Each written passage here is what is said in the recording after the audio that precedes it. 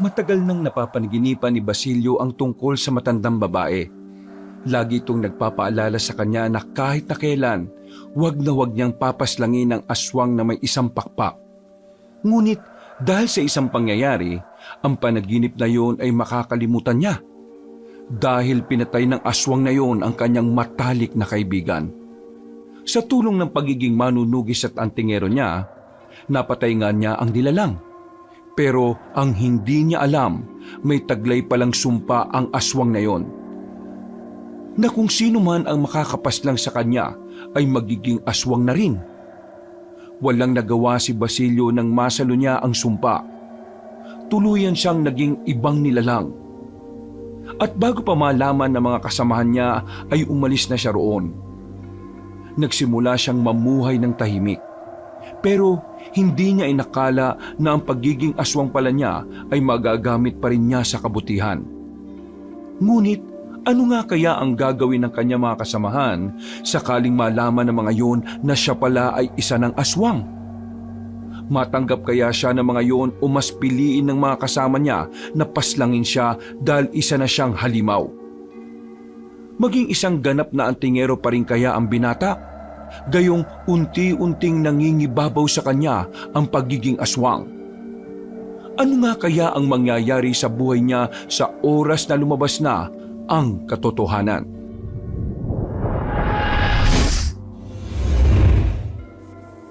Bata pa lamang si Basilio ay lagi na niyang nakikita ang matandang babae sa kanyang panaginip. Noong una, hindi pa niya maintindihan kung bakit siya binibigyan ito ng babala. Hanggang sa siya ay magbinata.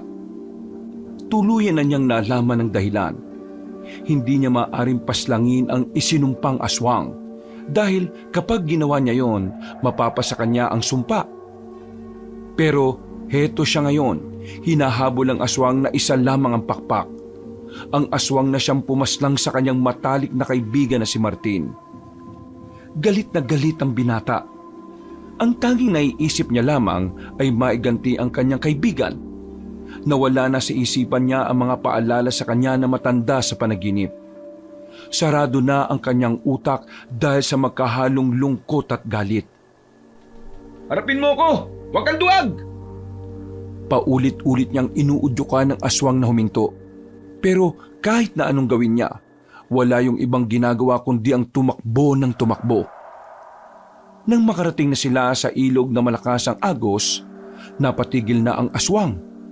Tila ba alam na rin ito na wala na itong tatakbuhan. Hindi na rin naman makagapang o makalundag ng maayos ang aswang dahil marami-rami na rin itong tama. Katapusan mo na ngayon! Pagbabayaran mo ginawa mo sa kaibigan ko! Inihanda na ni Basilio ang kanyang mahabang espada na pamana pa sa kanya ng kanyang lolo. Ramdam na rin ng binata ang nakikiisa niyang anting-anting. Marahan siyang lumapit sa halimaw, pero hindi man lang niya nakitaan ng kahit na kaunting takot ang aswang. Uubusin ko kayo mga salot kayo! At ikaw ang uunahin ko! Winasiwas na niya ang espada. Tumalon siya patungo sa harapan ng aswang at saka itinarak ang espada sa bandang ulo ng kalaban. Hindi na umilag ang aswang, pero nagtataka ang binata kung bakit niya nakitang nakangiti yun. Para bang masaya pa ang aswang sa kanyang pagkamatay.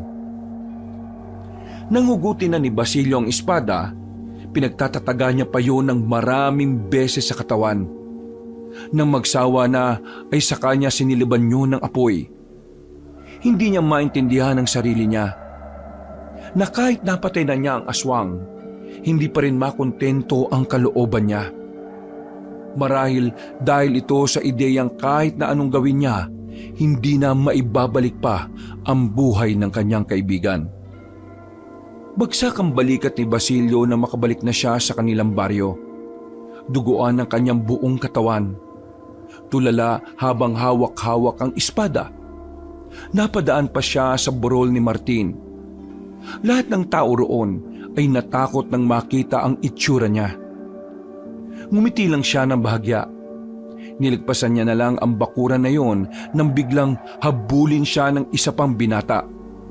Ang kapatid ng kanyang matalik na kaibigan, si Benji. Basilio! Huminto siya at walang ganang humarap. Ano nangyari sa'yo? Bakit ka duguan? Anong ginawa mo? Wala na. Tapos na.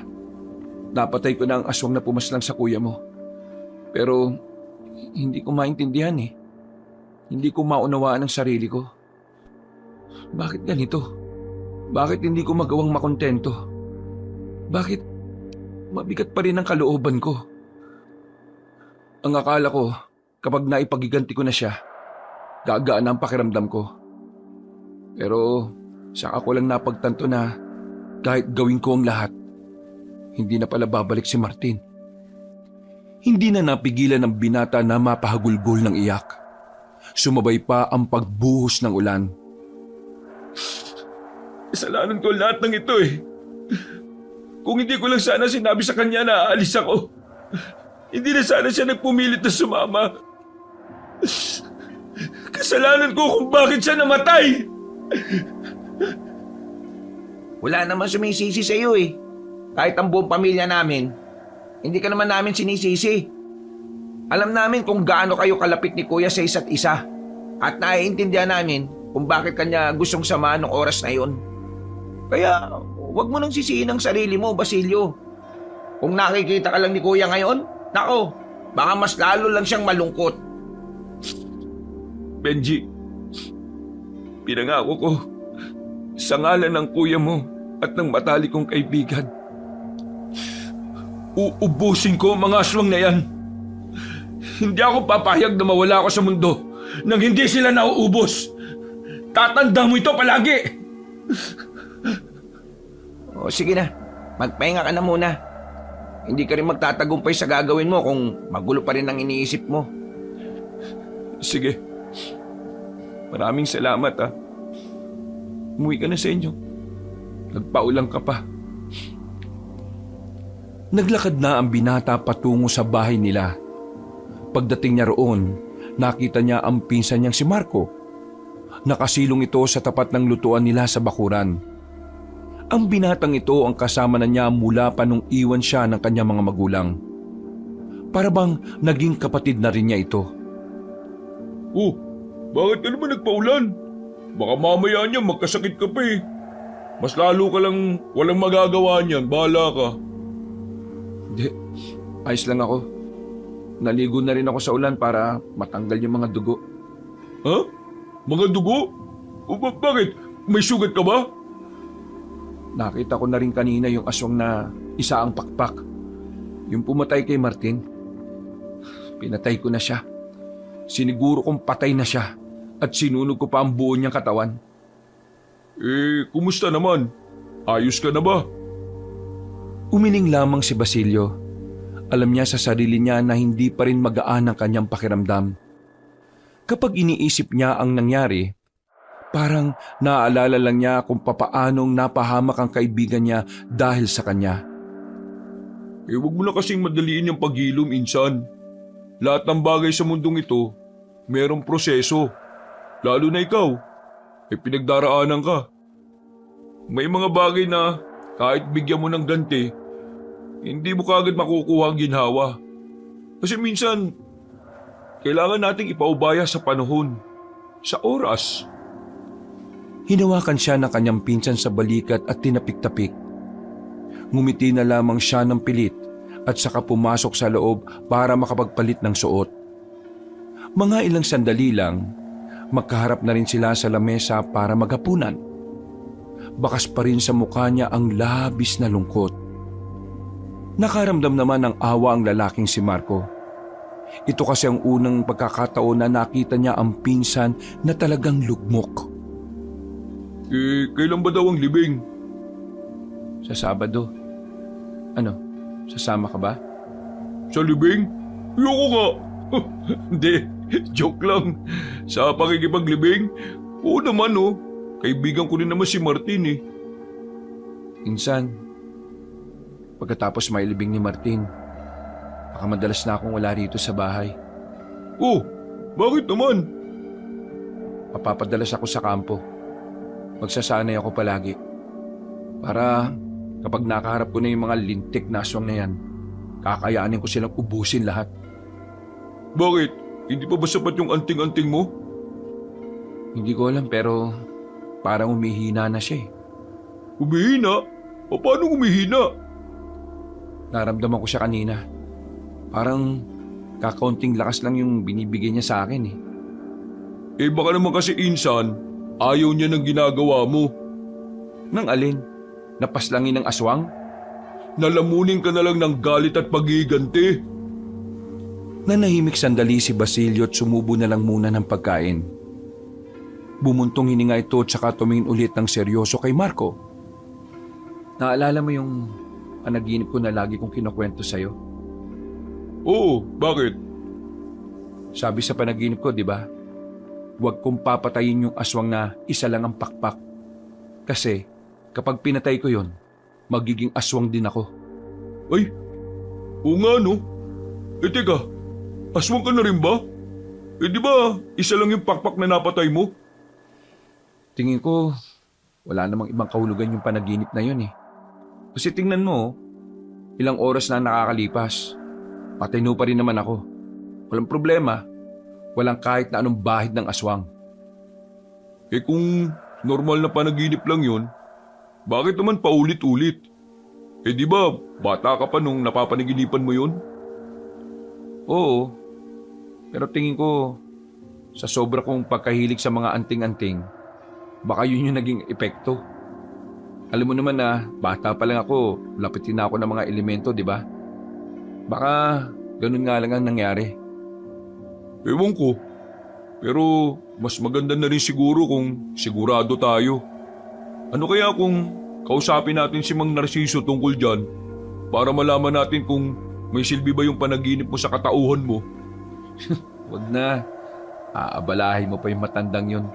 Alam mo naman ang sungit-sungit nun sa akin eh. Eh ikaw naman kasi. Bakit mo naman kasi siya inagawa ng peanut butter sa bakery dati? Yan tuloy, hanggang ngayon galit pa rin sa'yo.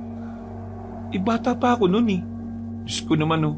Hanggang ngayon, 24 na ako, ganun pa rin siya. Insan, alam mo, may mga tao kasing talagang tinatandaan yung mga kasalanan na nagagawa sa kanila kahit maliit o malaki man. Pabayaan na natin si Mang Narciso. Kung ano man tong panaginip ko, ang mahalaga, hindi naman ako naging aswang. At hindi ako magiging ganun. Dahil ako mismo ang papas lang sa kanila. Eh di sige, sabi mo eh. Makalipas ang ilang araw, dumating na rin ang araw ng libing ng kaibigan ni Basilio. Lahat ay nakasuot ng kulay itim. Maririnig ang bawat iyakan. Pero si Basilio, isang tahimik na pagtangis lamang ang nagagawa niya. Kahit pagod na ang damdamin niya, hindi pa rin nauubos ang kanyang luha. Parang tunay na kapatid na niya kasi si Martin. Kaya hindi niya lubos matanggap na sa maagang panahon nawala ang kanyang matalik na kaibigan na naging sandalan na rin niya sa lahat ng problema niya. Tanghali na nang makarating na sila sa sementeryo. Ilang sandali lang ay tuluyan nang ibinaon sa lupa ang lalaking si Martin. Muling bumuhos ang iyakan. Habang tinatabunan ng lupa ang kanyang kaibigan, mas lalong naramdaman ni Basilio na wala na talaga ito. Naramdaman na lamang niya ang kamay ni Marco na hinahagod-hagod ang likod niya. Nahihirapan na rin kasi siyang huminga. Pinipigil niyang hindi humagulgol. Pero mas lalo lang sumisikip ang kanyang dibdib. Mga ilang sandali pa, hindi na niya kinaya. Umalis na siya sa kalagitnaan ng pagtabo ng lupa sa kaibigan niya. Agad namang siyang sinundan ni Marco para damayan siya. Hindi ko na talaga mapapatawad ang mga aswang na yan. Lahat sila uubusin ko.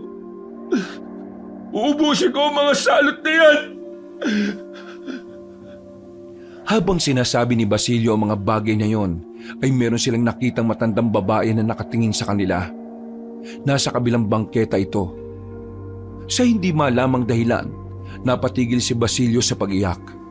Sumeryoso ang kanyang mukha at tumingin sa matanda. Oh, insan. Bakit? Yung matanda, Agad-agad na lumapit si Basilio dala ang malaking bato. Pero dali-dali namang naglakad ang matanda. Mabilis yung naglakad hanggang sa makalayo na ito at mawala nang lumiko ito sa isang kanto. Oh, nasaan isang yun? Bakit mo ba kasi nahabol yun? May utang ba yun sa'yo? Aswang yun. Ha? Aswang? Sigurado ka ba? Tingin mo talaga hahabulin ko siya na dala ang batong ito kung hindi ako sigurado? Aswang siya. Ramdam na ramdam ko. Hindi ako pwede magkamali. Kung aswang siya, ano naman ang ginagawa niya rito? At bakit kung makatingin siya sa atin kilala niya tayo? Bakit ba ako tinatanong mo? Hindi ko nga rin kilala yung matandang yun Binitiwan na lamang ng lalaki ang hawak-hawak niyang bato at saka bumalik na lamang. Pagdating nila ay tapos na ang libing. Pero hinintay sila ni Benji. Basilio, kunin mo to. Nung gabi bago kayo umalis, binigay to sa akin ni Kuya. Ginawa niya to para sa'yo. Sabi niya, ibigay ko sa iyo to kapag may nangyaring masama sa kanya. Teka, ibig mong sabihin, parang alam na ng kuya mo na may mangyayaring masama sa kanya? Kaya niya binigay sa iyo yan? Yun nga rin ang iniisip ko Kaya nga nagtaka rin ako kung ano ba ang nasa loob ng garapon na to. Ang sabi kasi sa akin ni Kuya, kahit na anong mangyari, si Basilio lang daw ang makakagamit nito Walang sinabi sa akin si Martin tungkol dito. Pero maraming salamat at ibinigay mo to sa akin. May sinabi pa sa akin si Kuya. Tungkol saan? Tungkol sa mga aswang. Ang sabi niya, marami daw mga aswang sa atin. Pero hindi lang daw natin alam kasi nagtatago sila sa anyong tao. Karamihan daw sa mga yun, hindi na nararamdaman ng langis ng lana. Ano mong ginagawa ni Martin at bakit parang ang dami niyang alam? Wala naman akong kinuwento sa kanya tungkol sa mga aswang Bago siya mawala, ilang gabi na rin namin napapansin si Kuya na lumalabas siya ng gabi. Nung una, akala ko nga kasama mo siya palagi. Hindi rin naman pala. Baka may nalaman si Martin na hindi dapat, kaya siya inatake ng aswang. Kaya kahit na sumama siya sa'yo o hindi nung gabing yon, mangyayari pa rin talaga kung ano mangyayari. Punteriya pa rin siya ng mga aswang. Ay, nako. Wisit ang mga aswang to Ano kayang pinaplano nilang gawin? Marco, mauna ka na muna sa bahay Didiretso ako sa kampo. Sasabihin ko sa mga kasama ko kung ano yung mga nalaman natin. O sige, umuwi ka kagad kasi magluluto ako. Tumango na lang ang lalaki at dali-dali ng pumara ng tricycle. Mga ilang sandali lang ay nakarating na rin naman siya sa kanilang kampo. Hindi naman yun malayo. Pwede namang lakarin mula sa sementeryo. Pero dahil kating-kati na ang bibig ni Basilio na ipaalam kay Mang Dennis ang nangyari, nagmadali na siya. Sigurado ka ba sa mga sinasabi mo, Basilio? Napatanong na lamang sa kanya ang matandang manunugis nang sabihin niya ang tungkol kay Martin. Ipinakita rin niya ang garapo na may laman na itim na bato. Sigurado ako, Mang Dennis. Itong batong ito, nakuha ni Martin to sa mga aswang. Pero hindi naman ito yung bato na nilulunok nila. Kaya hindi ko alam kung anong meron sa bato na to Naiintindihan kong nararamdaman mo kung bakit gustong-gusto mong maubos ang mga aswang. Pero Basilio, kailangan natin ng matibay na ebidensya na talagang marami nga sila rito. Alam mo naman na gabi-gabi naroon ang mga manunugis at antingero. Pero wala naman silang nakikita. Yang pumaslang sa kaibigan mo, ligaw na aswang lang yan. Isa lang ang pakpak Kaya baka galing pa ng karating probinsya yan na tumakas lang doon. Maniwala kayo sa akin. Hindi naman magsasabi ng ganun si Martin kung wala lang, di ba? Hindi nagawa ng kwento yun. Malakas ang kutob ko na meron siyang nalaman. At yun ang naging dahilan kung bakit siya pinaslang ng mga aswang. Bukod sa nalaman niyang maraming ang aswang, ano pa nalaman niya? Wala na, di ba? Anong gagawin natin sa impormasyon na maraming aswang? Wala rin. Dapat, kung meron talagang nalaman ng kaibigan mo, detalyado niyang masasabi. Pero wala naman, di ba? Kaya naman, Basilio, ikalma mo sarili mo. Nakataya ang buhay ng lahat ng kasamaan natin, kaya hindi tayo basta-basta dapat gumagawa ng hakbang dahil lang sa pagkamatay ng isang tao. Dahil lang? Pasensya ka na kung masakit ako magsalita. Pero yun talagang totoo, Basilio. Lang? Lang sa'yo yung buhay ng kaibigan ko? Sinabi mo ba talaga yun? O nabingi lang ako? Basilio naman, huwag na natin itong pagtalunan. Alam mo naman na wala tayong mapapala sa mga hindi kompletong impormasyon. Patay na ang kaibigan mo. Hayaan mo na lang siyang manahimik at makapagpahinga kung saan man siya pupunta. Huwag mo na siyang idamay rito. Isa pa, wala naman siyang alam kasi hindi naman siya manunugis. Hindi ako makapaniwala na ganyan palang takbo ng utak niyo, Mang Dennis. Ang buong akala ko, pagtutuunan niyo rin to ng pansin. Pero hindi eh. Mas gusto niyong baliwalain ang ideya na baka may maraming aswang nga rito sa atin. Anong gusto mong gawin ko? Isugal ko ang buhay ng mga tao ko? Kung gusto mong alamin kung totoo yung sinasabi ng kaibigan mo, di mag-isa ka. Basta wag mo akong sisihin kung mamamatay ka, ha? Oo, magsusolo ko. Kasi kahit na kailan, wala ka namang naiambag sa pagiging antingero ko eh. Ano sinabi mo? Wala kang utang na loob, ha? Wala akong tatanungin sa inyo, no? Lumayas ka nga sa harapan ko! At huwag ka na magpapakita sa akin kahit na kailan! Layas! Hindi na talaga ako babalik dito. Bahala na kayong lahat. Kapag biglang lumusob ang mga aswang at wala kang nagawa, ikaw ang may kasalanan nun at hindi ako. Maprotektahan mo ang lahat ng mga tao mo sa pamamagitan ng pagiging duwag mo. Amat loko ka talaga! Sige, subukan mo saktan ako. Makakabatayan tayo rito.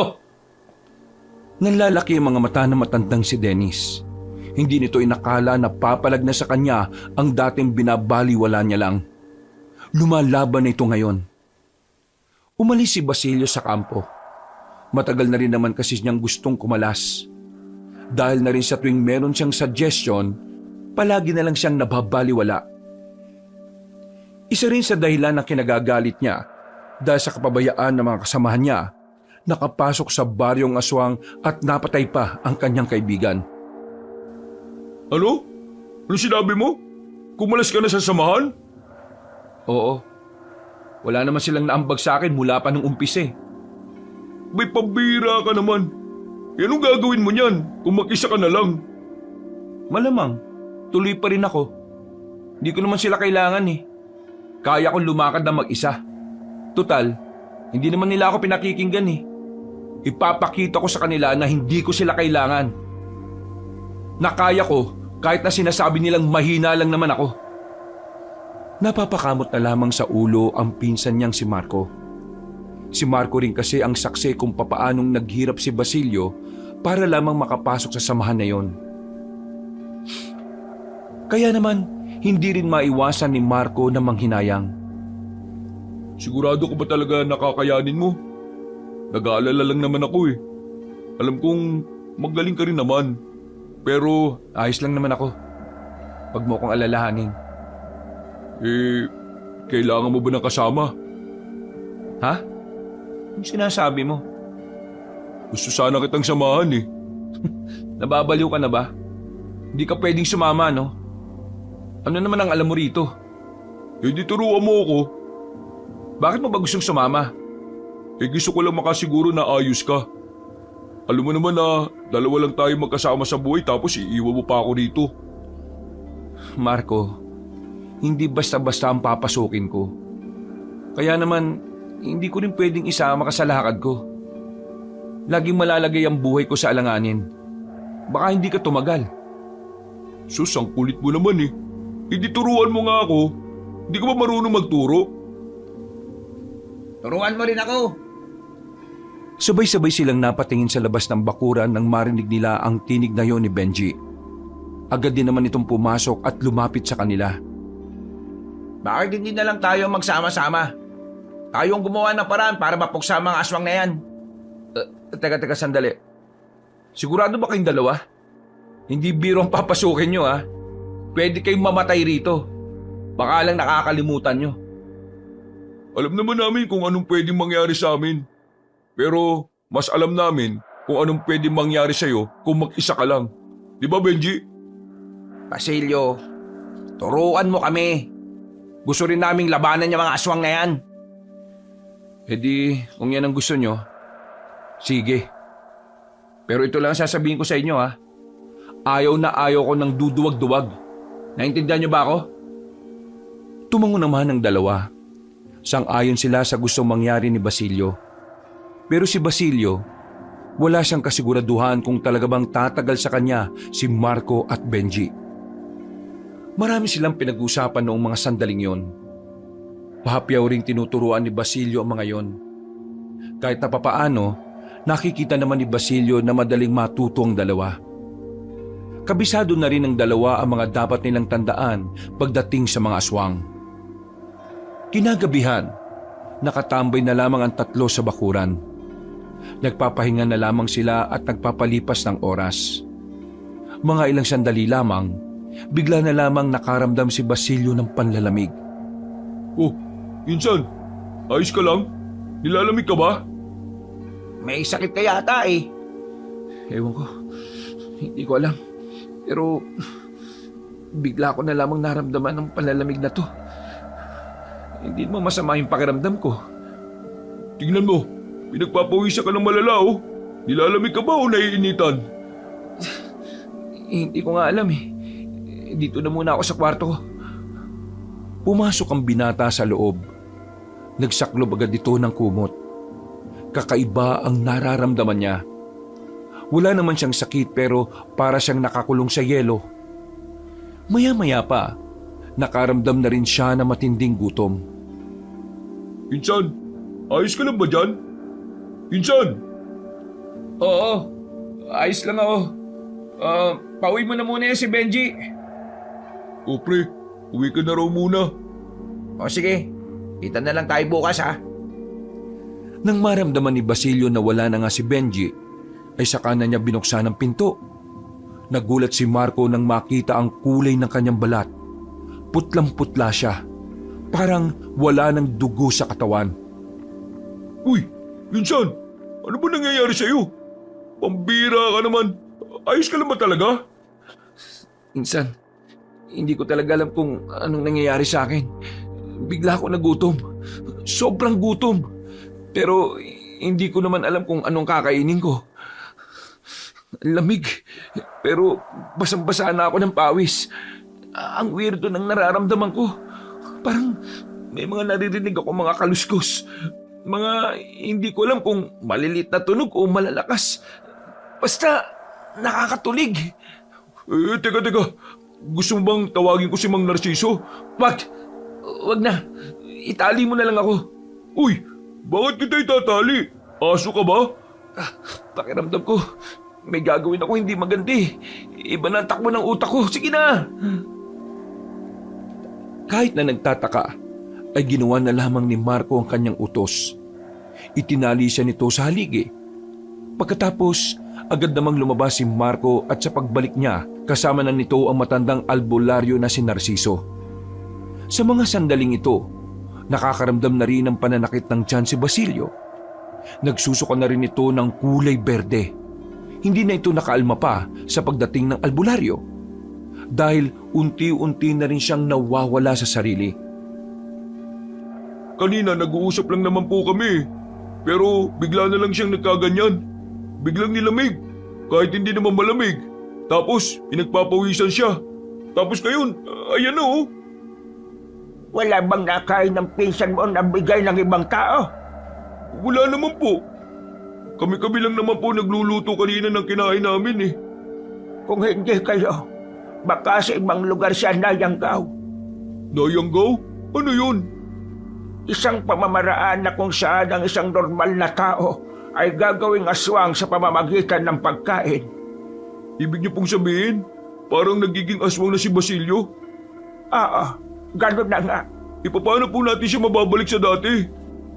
Kailangan nating mahanap kung sino ang yumanggaw sa kanya. Sandali lang, Mang Narciso. Bakit? Naalala ko na. Ang alin ba? Ang sabi kasi sa akin ni Basilio noon, lagi raw siyang nananaginip ng isang matandang babae. Sinasabi sa kanya na kahit na anong mangyari, wag na wag siyang papaslang ng aswang na isa lamang ang pakpak. Kasi kapag ginawa niya yun, magiging aswang din siya. Ang sabi pa, may sumpa raw yung aswang na yun na may isang pakpak. Nang sabihin yun ni Marco, kitang-kita ang pagkabigla sa mukha ng matanda. Napaslang niya ang aswang na may isang pakpak. Opo, yun po yung pumaslang din sa matalik niyang kaibigan eh. Kaya ginantihan niya nung nakaraan. Kaya pala ganon. Magiging aswang nga siya. Ha? Totoo pala yun? Totoo ang sumpa ng aswang na may isang pakpak. Hindi niya dapat pinatay yon. Ano nang ang gagawin natin? Hindi ko rin alam. Sumpa ang kalaban natin. Pero gagawin ko ang makakaya ko. Dali, tulungan mo ko. Halika. Kumuha ka ng hilaw na karne ng manok. Ha? Ipapakain mo ba sa kanya? Di mas lalong naging aswang yan. Wala na tayong magagawa. Ang kailangan na lang natin gawin ay isalba siya sa matinding pagkagutom. Kung hindi natin siya mapapakain ngayon, pwede siyang mamatay. Halos 5 minutong nawala si Marco para lang maghanap ng karni ng manok. Pero wala siyang nakita sa labas. Kaya naman dinampot na lamang ni Marco ang kanyang alagang 45 days na manok sa bakuran. Ito si Kokak. Wala akong mahanap na karne ng manok eh. Ito na lang buhay pa. Diyos ko naman oh. Mahal na mahal ko yung si Kokak eh. Kahit palaka ang pangalan niyan, kahit na manok siya. Kokak, patawarin mo ako ha. Kailangan ko lang talagang iligtas ang kaibigan ko eh. Lagi mong tatandaan na mahal kita, Kokak. Hintay mo ako sa kabilang buhay ha. Hay, ano ba? Akin na nga yung manok na yan, dalihan mo. Mawawala na ng mali ang lalaking ito. Kahit masakit sa kalooban ni Marco na ibigay ang pinakamamahal niyang manok, ibinigay pa rin niya yon sa matanda. Lumabas na lamang ang lalaking si Marco habang maiyak-iyak. Narinig na lamang niyang tila nahihirapan na ang kanyang alagang manok na si Kokak. Hanggang sa tuluyan na nga itong nanahimik. Kokak, patawarin mo ako. Kasalanan ko lahat ng ito. Parang tangang nagwalling pa ang binata sa dingding. Mga ilang sandali lang, pinapasok na siya ulit ni Mang Narciso. Nakita na lamang niyang nagkalat na ang dugo sa sahig. Si Basilio naman ay nakasandal sa dingding. Duguan din ang bibig at hingal na hingal. Ano na nangyari? Ayos na siya. Naisalba na natin si Basilio. Insan, ayos ka na ba? Anong nararamdaman mo? Ayos na ako. Pero hindi niyo dapat ako pinakain ng buhay na manok eh. Baliw ka ba? Pamamatay ka kapag hindi ka nakakain. Isusugol ko na ang buhay ni Kokak para sa'yo. Basilio, isa ka ng aswang. Alam kong iritado kayo sa akin mula pa noon.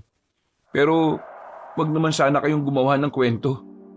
Hindi ako gumagawa ng kwento. Aswang ka na ngayon. Pinatay mo ang aswang na isa ang pakpak. Totoo ang sinasabi ng matandang babae sa panaginip mo. Aswang na ako? Hindi. Hindi to pwede. Tiningnan ni Basilio ang kanyang kamay. Nakita niya pa kung gaano kahaba ang mga kuko niya. Kakaiba din ang nararamdaman niya. Para bang ang lakas ng pakiramdam niya. Masyadong sensitibo ang kanyang mga pandama. Tignan mo ang anting-anting na nasa kwintas mo. Nagkulay itim na siya. Ibig sabihin lang nito, aswang ka na talaga. Lahat ng anting-anting ng tao kapag sinuot ng isang aswang ay umiitim. Insan, hindi to pwede. Hindi ako pwedeng maging aswang. Pag-iinitan ako ng sama ni Mang Dennis. Hindi to pwede. Ako papas lang sa lahat ng aswang pero bakit ako naging aswang? Ikaw naman kasi. Di ka nakikinig sa paiwating ng panaginip mo eh. Huwag kang mag-alala.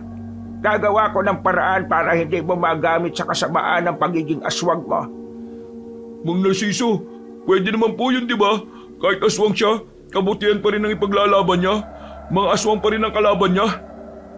Basilio, magsalita ka. Ngayong isa ka ng aswang. Masasabi mo bang tulad pa rin ng dati ang pananaw mo? Walang nagbago sa pananaw ko. Gusto ko pa rin ubusin ng mga aswang sa probinsyang ito.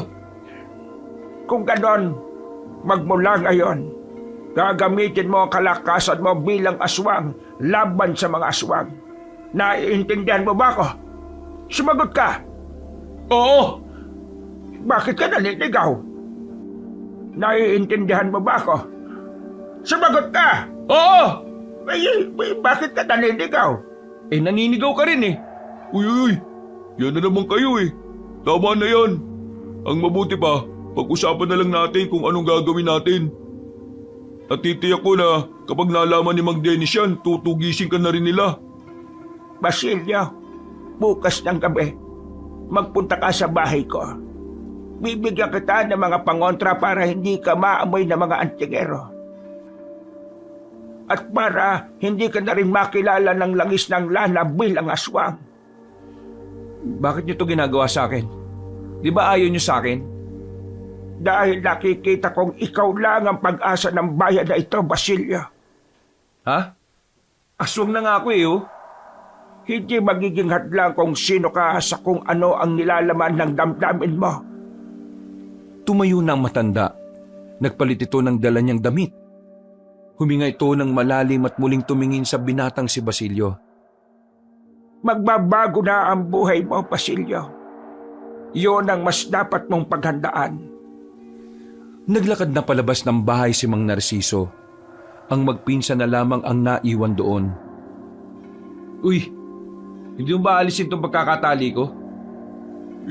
Sigurado ka bang hindi ka mananakmal? Bakit naman kita sasakmalin? Buwang ka ba? Aswang ka na eh. Patino pa pag-iisip ko. Kaya hindi mo ko kailangang katakutan, no? Pinsan mo ko.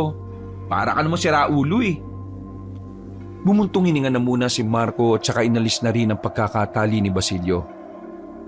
O sige na, magbihis ka na muna. Ako na bahala maglinis sa mga dugo na ito. Dugo ito ng manok kong si Kokak eh.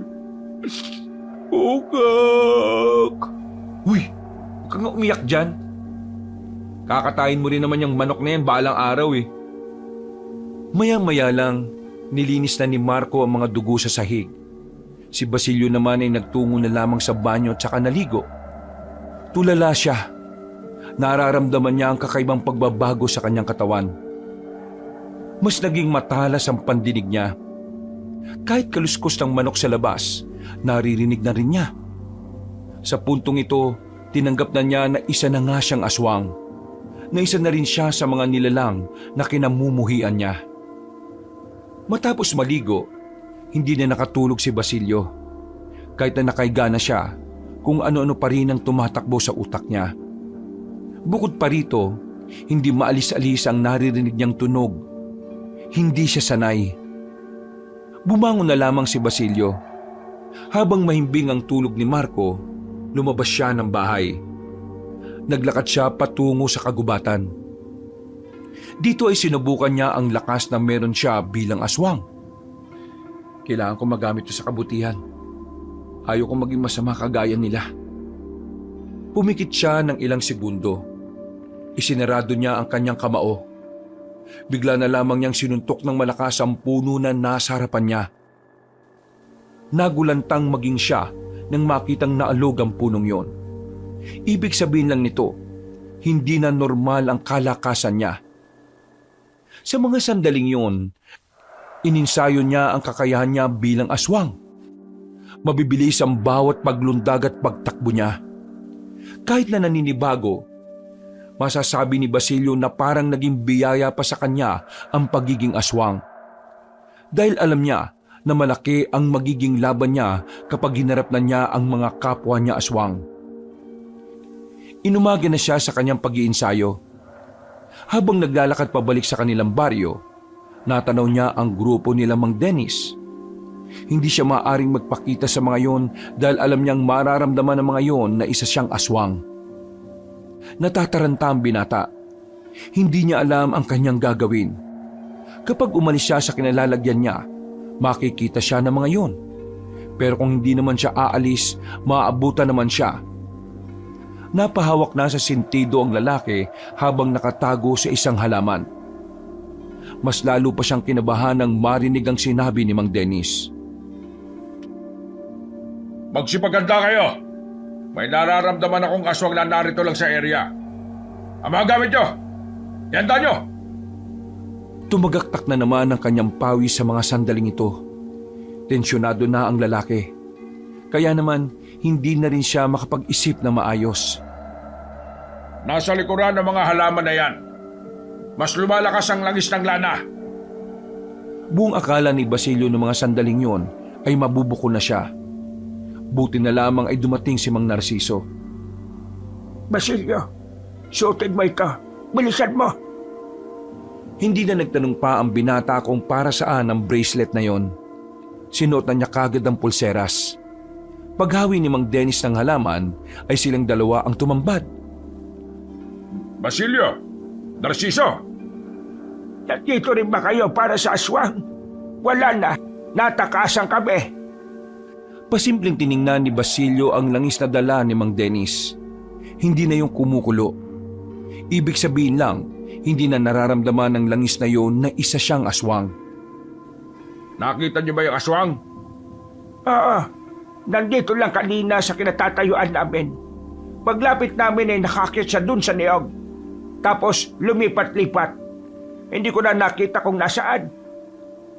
May aswang na sa umaga? Ano ka ba naman, Dennis? Matagal ka na sa pagiging antingero at manunugis. Hindi mo pa rin ba alam na may mga aswang na kaya namang magpakita kahit na maliwanag? Ay, ang ibig ko lang namang sabihin, ngayon na lang ulit ako nakakita ng ganong klase ng aswang. Ay, sige na. Aalis na kami. Sandali, Bakit? May kailangan ka pa bang sabihin? wala na sa amin ang lalaking yan. Nagyabang, umalis, hinayaan ko. Alam ko. Kaya nga kaming dalawa na lamang ang magkasama. Tara na, Basilio. Noong mga sandaling yon na hindi na nakapagsalita pa ang lalaki. Sumunod na lamang ito na parang bata kay Mang Narciso. Nang makalayo na sila, saka na kinausap na matanda ang binatang tulala pa rin. Ano bang ginagawa mo? Bakit ka nasa labas? Buti na lang at nakita kita at dala ko ang pangontra. Eh di patay ka na ngayon. Maraming salamat, Mang Narciso. Nagsanay lang naman ako kagabi. Hindi kasi ako makatulog eh. Ikaw, paano mo nalaman na nandito ako? Hindi na mahalaga yan. Ang mahalaga ngayon ay ligtas ka na. Umuwi ka na sa inyo at mamayang gabi, pumunta kayo sa akin. Sisimulan na natin ang mga dapat natin gawin bilang isang formal na grupo. Tumango na lamang si Basilio. Naglakad na siya pauwi at iniwan na ang matanda sa kagubatan. Nang makarating na siya sa kanila, inabutan niya si Marco na nasa bakuran. Nag-aalala ang mukha nito. Diyos ko naman oh, saan ka ba galing? Ang bira ka naman. Akala ko nangaswang ka na eh. Uy, bibig mo nga. Kapag may nakarinig na iba tungkol sa sekreto natin, patay ako. Ay, sorry naman. Nag-aalala lang naman ako sa iyo eh. Di ka na nga ako mahuli nila Mang Dennis eh. Ay gagi, ano nangyari? Buti na lang nandun kagad si Mang Narciso. Binigay niya sa akin to, oh. Kaya hindi na nalaman na aswang ako. Mabuti naman kung ganun. Grabe, kinabahan naman ako. Ang ipinagtataka ko, paano nalaman ni Mang Narciso na nasa gubat ako? At talagang sakto pa yung dating niya. Pabira ka naman. Niligtas ka na nga ng matanda. Pinag-iinalaan mo pa. Mamayang gabi, pumunta tayo kay Mang Narciso. Ay, si Benji nga pala, paano? Sasabihin ba natin sa kanya yung tungkol sa'yo? Wag na. Wag na lang natin siyang isama sa grupo. Baka mapahamak na naman yun eh. Ako, konsensya na naman ako. Dapat kahapon mo pa sinabi. Umasa na yung tao na kasama siya eh. Kung na bahala magpaliwanag sa kanya. Basta ayaw ko malaman niya na aswang ako. Ano na lang ang mararamdaman niya kapag nalaman niyang kauri ng pumaslang sa kuya niya ang magiging kasama niya? Naku, sakit mo talaga sa ulo. Pambira naman talaga oh. Pumasok na lamang ang binata sa loob ng kanilang bahay. Humiga siya at katakatakang hindi pa rin siya nakakaramdam ng gutom. Samantala noon, pagsikat pa lang ng araw ay parang nanlalambot na siya sa gutom. Pero ngayon, kakaiba na ang katawan niya. Hindi na gaya ng dati. Naninibago pa ang binata, pero kailangan niyang masanay alang-alang sa pinaplano nilang pag-ubos sa mga aswang. Hindi na namalayan ni Basilio na unti-unti na pala siyang nakatulog. Gabi na siya nang nagising. Wala si Marco sa loob ng bahay. Pagsilip niya sa labas, nakita niya si Marco nakausap si Benji. Kalmado lang ang usapan, kaya kampante ang binata na walang nalaman si Benji tungkol sa kanya. Oh, buti naman at gising ka na. 10:00 na ng gabi, oh. Ganun ako kahabang natulog? Oo, hindi mo tuloy alam na alam ko na kung anong meron sa'yo. Pasensya na, Insan ha. Mukhang kailangan din kasing malaman ni Benji ang totoo. Oo, hindi mo tuloy alam na alam ko na kung anong meron sa'yo. Pasensya na, Insan, ha. Mukhang kailangan din kasing malaman ni Benji ang totoo eh. Total, makakasama naman natin siya sa grupo natin. Napabuntong hininga na lamang si Basilio sa mga sandaling yon. Pagsapit ng 11:00 ng gabi, tumungo na rin silang tatlo sa kinaroroonan ng bahay ni Mang Narciso. Nang makarating sila roon, ay agad silang tinuruan ng matanda kung papaano ang tamang hawak ng sandata. Dahil may kaalaman na rin naman si Basilio doon, si Marco at Benji na lamang ang sumalang sa pagsasanay. Si Basilio naman, tulala lang sa gilid at kung ano-ano lang ang iniisip. Tumagal lamang ng halos kalahating oras ang pagsasanay. Maya-maya pa, inabot na rin ni Mang Narciso ang mga kasuotan na kailangan nila kapag sinimulan na nila ang kanilang misyon. Mang Narciso, mukha kaming ninja rito, ha. Ganyan ang kasuotan natin para na rin maitago natin ang pagkakakilanlan ni Basilio. Ayos na sa akin to. Maganda ang tela. Ay, ikaw dyan, Basilio! Ay, Basilio! Ha? Tulala ka na naman dyan, Insan. Kunin mo tong uniform mo dito, oh. Lumapit ang lalaki at balisa pa rin na inabot ang binibigay ni Mang Narciso. Marami pa tayong dapat na pag-aralan bago magsimula ang lahat. Kaya maghanda kayo. Ihanda ninyo ang sarili ninyo sa mga paparating na kaganapan. Makalipas ang 1 linggo, tuluyan na ngang nagparamdam ang mga aswang sa kanilang baryo. Isang manunugis na kasi ang nawala. Natagpuan na palutang-lutang sa ilog.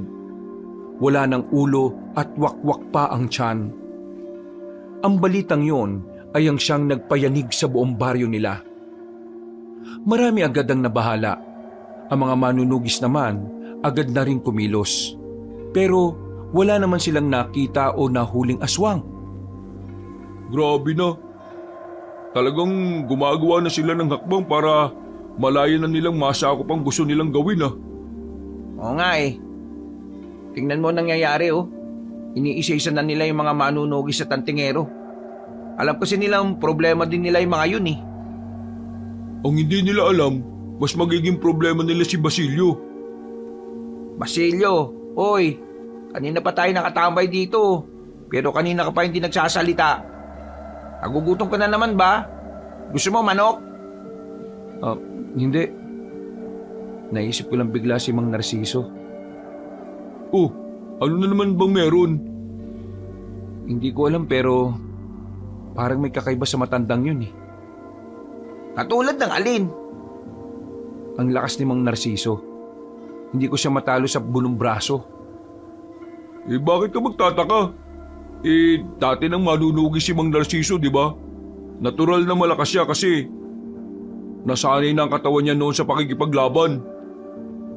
Basta. Parang may kakaiba akong nararamdaman eh. Naku, wag mo nang isipin yon. Ang mabuti pa, punta na natin si Mang Narciso. Mamayang gabi na ang simula ng misyon natin, no? Habang naglalakad ang tatlo patungo sa kinaroroonan ni Mang Narciso, bigla nilang nakasalubong ang mga rumorondang mga manunugis. Napansin agad ni Mang Denny sa mga dala nilang sandata, kaya naman hindi na nito napigilang hindi magsalita. O ano to? Bumuo kayo ng sarili niyong grupo? Wala kaming panahon para makipag-usap sa'yo. Padaanin nyo kami. Ang mga bumubuo ng sariling grupo ay yung mga may napatunayan na. Yung mga malalakas at talaga namang mahuhusay. Malakas? Kung malakas ka, bakit wala kayong mahuling aswang? Ano kayong ibig sabihin nun? Insan, wag na. Hayaan mo na, wag mo na patulan. Ano ba talaga ang nais mong patunayan, ha?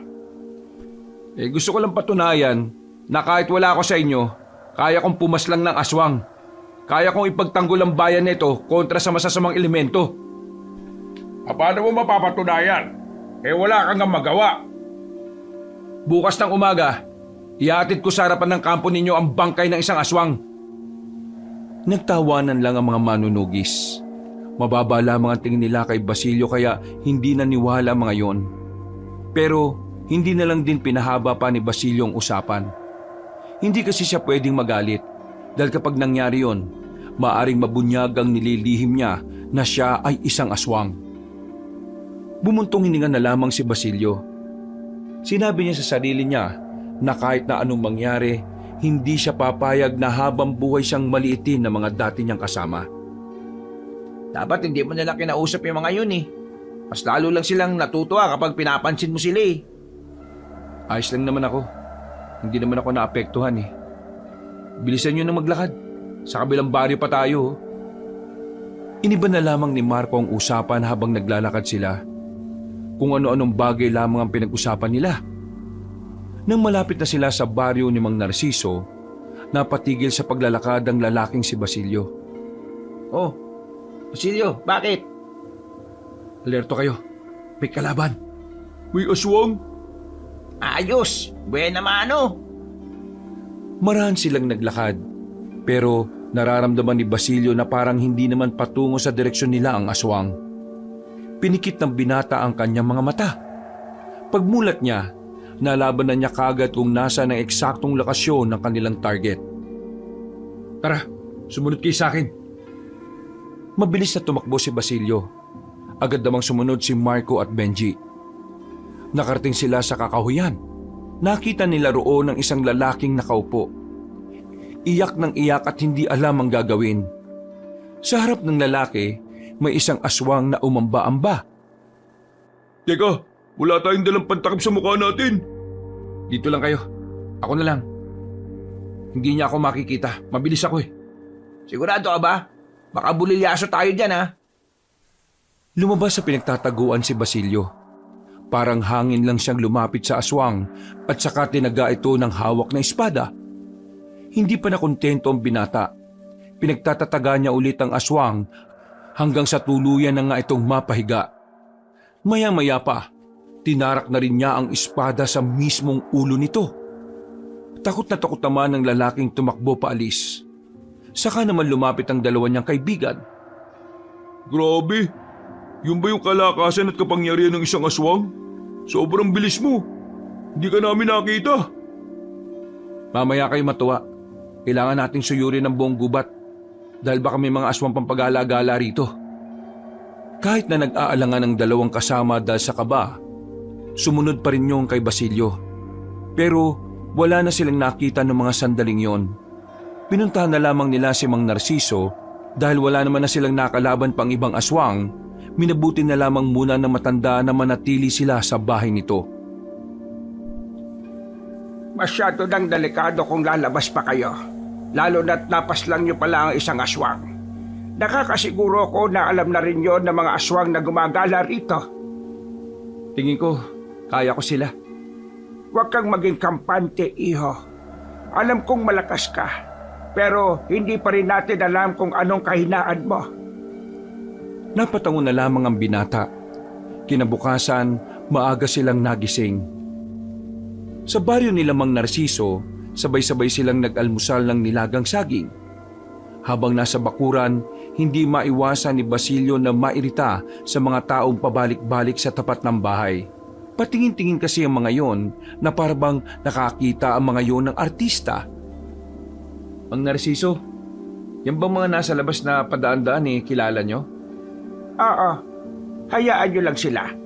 Maasahan natin ang mga yan kapag nangailangan tayo ng tao. Ano nga po pala yung gagawin natin ngayong araw? Bumalik na muna kayo sa mga bahay ninyo. Ako ang pupunta sa inyo mamaya. May aasikasuhin lang ako. Matapos ang almusal, umuwi na rin sila sa kanilang baryo. Pero bago sila makabalik, nag-iba ang direksyon ni Basilio. Pinuntahan niya ang bangkay ng aswang na pinaslang niya sa gubat.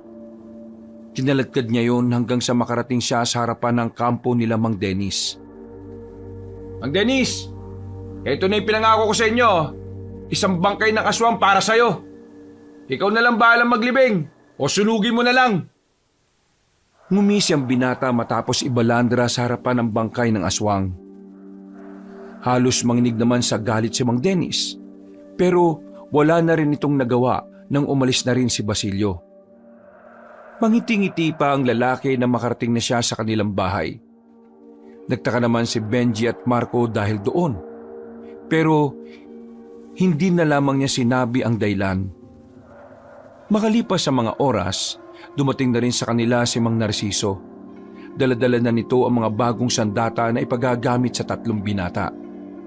Pagdating naman ng hapon, biglang nabulabog ang baryo nila dahil sa kumalat na naman ang balita. Isang manunugis na naman ang natagpo ang nakahandusay sa batuhan sa ilog. Agad-agad namang nagtungo roon sila Basilio at inabutan nila ang isang lalaking halos kalahating katawan na lamang ang natitira. Dumating din sila Mang Dennis doon. Galit na galit ang matandang manunugis nang madatna ng sinapit ang isa sa mga tauhan niya. Lahat kayo, libutin niyo ang buong lugar. Kailangan mahanap natin kung sino ang may gawa nito. Agad na nagpulasa ng mga tauhan ni Mang Dennis. Tumitig muna sa kanila ang matandang manunugis bago umalis. Tiningnan na lamang din yun nila Basilio. Mang Narciso, anong gagawin natin? Basilio, kailangan na natin gumalaw. Sa dulong parte tayo ng baryo magsisimula, tingin ko. Hindi na nagsalita pa si Basilio. Lumarga na sila kaagad. Pagdating nila doon sa dulong parte ng baryo, may mga nakita silang bakas na mga aswang doon. May mga dugo, may mga buhok din ng tao na parang inipon sa gilid. Anong meron sa mga ganito? Galing dito mga aswang. Amoy na amoy ko sila. Dito bilis. Sumunod kayo sa akin. May naamoy ako sa gawing ito. Nagmamadaling naglakad si Basilio papasok sa isang iskinita. Pasapit na ang gabi nung mga sandaling yun. Kaya naman medyo madilim na rin sa kanilang dinaraanan. Makalipas ang halos 5 minutong paglalakad, muling tumingin si Basilio. Inamoy-amoy niya ulit ang paligid. Sinenyasan niya ang mga kasama na umupo at gumilit sa halamanan. Ilang sandali lang, 2 lalaki ang nakita nilang lumabas mula sa likuran ng malaking puno. Sa unang tingin, mukha lang silang normal na tao. Pero naamoy ni Basilio ang mga dugo sa katawan nito. Mga dugong nagkalat mula sa taong biniktima nila. Huwag kayong gagalaw. Ako nang bahala. Biglang lumabas si Basilio sa kinaroroonan nila. Napatigil ang 2 lalaki na makita siya. Tatakbo pa sana ang isa pero bigla na lamang itong nalapitan ni Basilio. Mabilis. Sobrang liksi niya kaya walang nagawa ang aswang na yon. Binali niya ang leeg nito. Sa sobrang takot, tila hindi na nakagalaw pa ang aswang na natitira. Pinakita ni Basilio ang itsura niya bilang aswang din. Nagtataka na natatakot ang aswang na nasa gilid. Naihi na rin ito sa salawal. Ikaw, kung ayaw mong matulad sa kasama mo, ituturo mo sa akin kung saan nagkukuta mga kasama mo. Iiling-iling pa ang lalaking aswang. Pero parang hangin na lumapit si Basilio. Hinawakan agad ng binata ang leeg ng lalaki. Sasabihin mo sa akin o puputok tong ulo mo? Mas sinigpitan pa ng binata ang pagkakasakal niya sa leeg ng kaharap. Binitiwan niya lamang yun ng sabi ng aswang na ituturo na niya kung nasaan. Lumabas na kayo dyan! Ituturo nitong isang to kung nasaan ang mga kasama niya. Mahigpit ang pagkakahawak ni Basilio sa kwelyo ng lalaki. Tinutulak-tulak niya pa ito ng puwersahan para lang magpatuloy ito sa paglalakad. Sigurado bang ituturo niya kung saan? Baka mamaya trap lang to. May punto si Marco. Dapat makasiguro muna tayo. Basilio, maghinay-hinay ka. Hindi tayo dapat basta-basta na lang maniwala sa aswang na yan. Nararamdaman ko kung may ibang aswang sa paligid. Kaya huwag kayong mag-alala. Napabuntungin nga na lamang ang matanda. Hinayaan na lamang nila si Basilio at sinubukang pagkatiwalaan ng mga kutob nito. Maya-maya pa, natanaw na nila ang isang baryo. Sandali silang tumigil. Umupo na muna at nagmasid na muna sila sa paligid. Baryo na ba ng mga aswang yan? Nandito na tayo. Ihandaan yung mga sarili nyo. Magsasalita pa sana ang aswang na bihag nila, pero binali na rin ni Basilio ang ulo nito. Matapos yun, maingat na rin silang lumapit sa nasabing baryo. Hindi makapaniwala si Basilio na meron na palang baryo sa liblib na lugar na yon. At mas pinagtataka niya, hindi rin naman ito kalayuan sa mga baryo, lalo na sa baryo nila. Maghiwa-hiwalay tayo. Marco, samahan mo si Mang Narciso. Ikaw, Benji, sa akin ka sumama. Bakit ba tayo mag-iwalay? Di ba dapat mas maganda magkakasama tayo? Kung magkakasama tayo, mas madali nila tayong mahuhuli lahat. Basta meron akong nararamdaman na kakaibang presensya dito. Mas malakas siya. Pakiramdam ko, siya ang pinuno. Yun ang uunahin ko. Sige na, kilos na. Nagiwalay na nga sila ng landas. Agad na tumungo si Basilio at Benji sa kaliwang banda. Maingat ang ginawa nilang pagtapak. Marami kasing tuyong dahon sa lapag. Alam ni Basilio na kahit kaunting ingay lang, maririnig na agad sila ng mga aswang. Ilang sandali pa, nasa harapan na sila ng isang bahay. Doon niya nararamdaman ang kakaibang presensya na sinasabi niya. Benji, maging alerto ka lang ha. Una akong lulusob. Papasukin ko kagad ang bintanang yon. Ikaw, ihanda mo agad ang sandata mo. Tumango lang si Benji sa kanya at tinugot na rin nila ang kanilang mga dalang espada. Hindi nagtagal, nauna nang lumabas si Basilio. Agad itong lumapit sa bintana at nilundag yung papasok. Pagpasok niya ron, dinatnan niya ang ilang kalalakihan na kinakausap ng matandang babae. Ang matandang babae na yon ay pamilyar sa kanya. Nakita na niya yon sa sementeryo. Hindi siya maaaring magkamali. Nagulat ba kayo? Kikilos pa sana mga kalalakihan nang biglang pagtatatagain lang sila ni Basilio nang walang kahirap-hirap. Wala pang isang minuto, napabagsak na niya ang mga aswang. Ang natira na lamang ay ang matandang babae. Sinasabi ko na nga ba eh. Ikaw ang matandang yun, no? Ikaw ang pinuno ng mga lintik na angkan ninyo. Paano mo nalaman ang balyong ito? Paano ko nalaman? Isa lang ang dahilan. Kasi ikaw at ako ay pareho. Aswang ka rin? Oo, pero hindi kagaya ninyo. Paano ka naging aswang kung kapwa aswang mo ang pinapatay mo? Hindi ko ginusto maging aswang. Nagkataon lang na napatay ko yung aswang na may isang pakpak. Nanlalaki ang mga mata ng matandang babae. Nanlilisik ang mga mata nitong nakatingin sa kanya. Noong mga sandaling yon, unti-unti nang nagbagong anyo na matanda.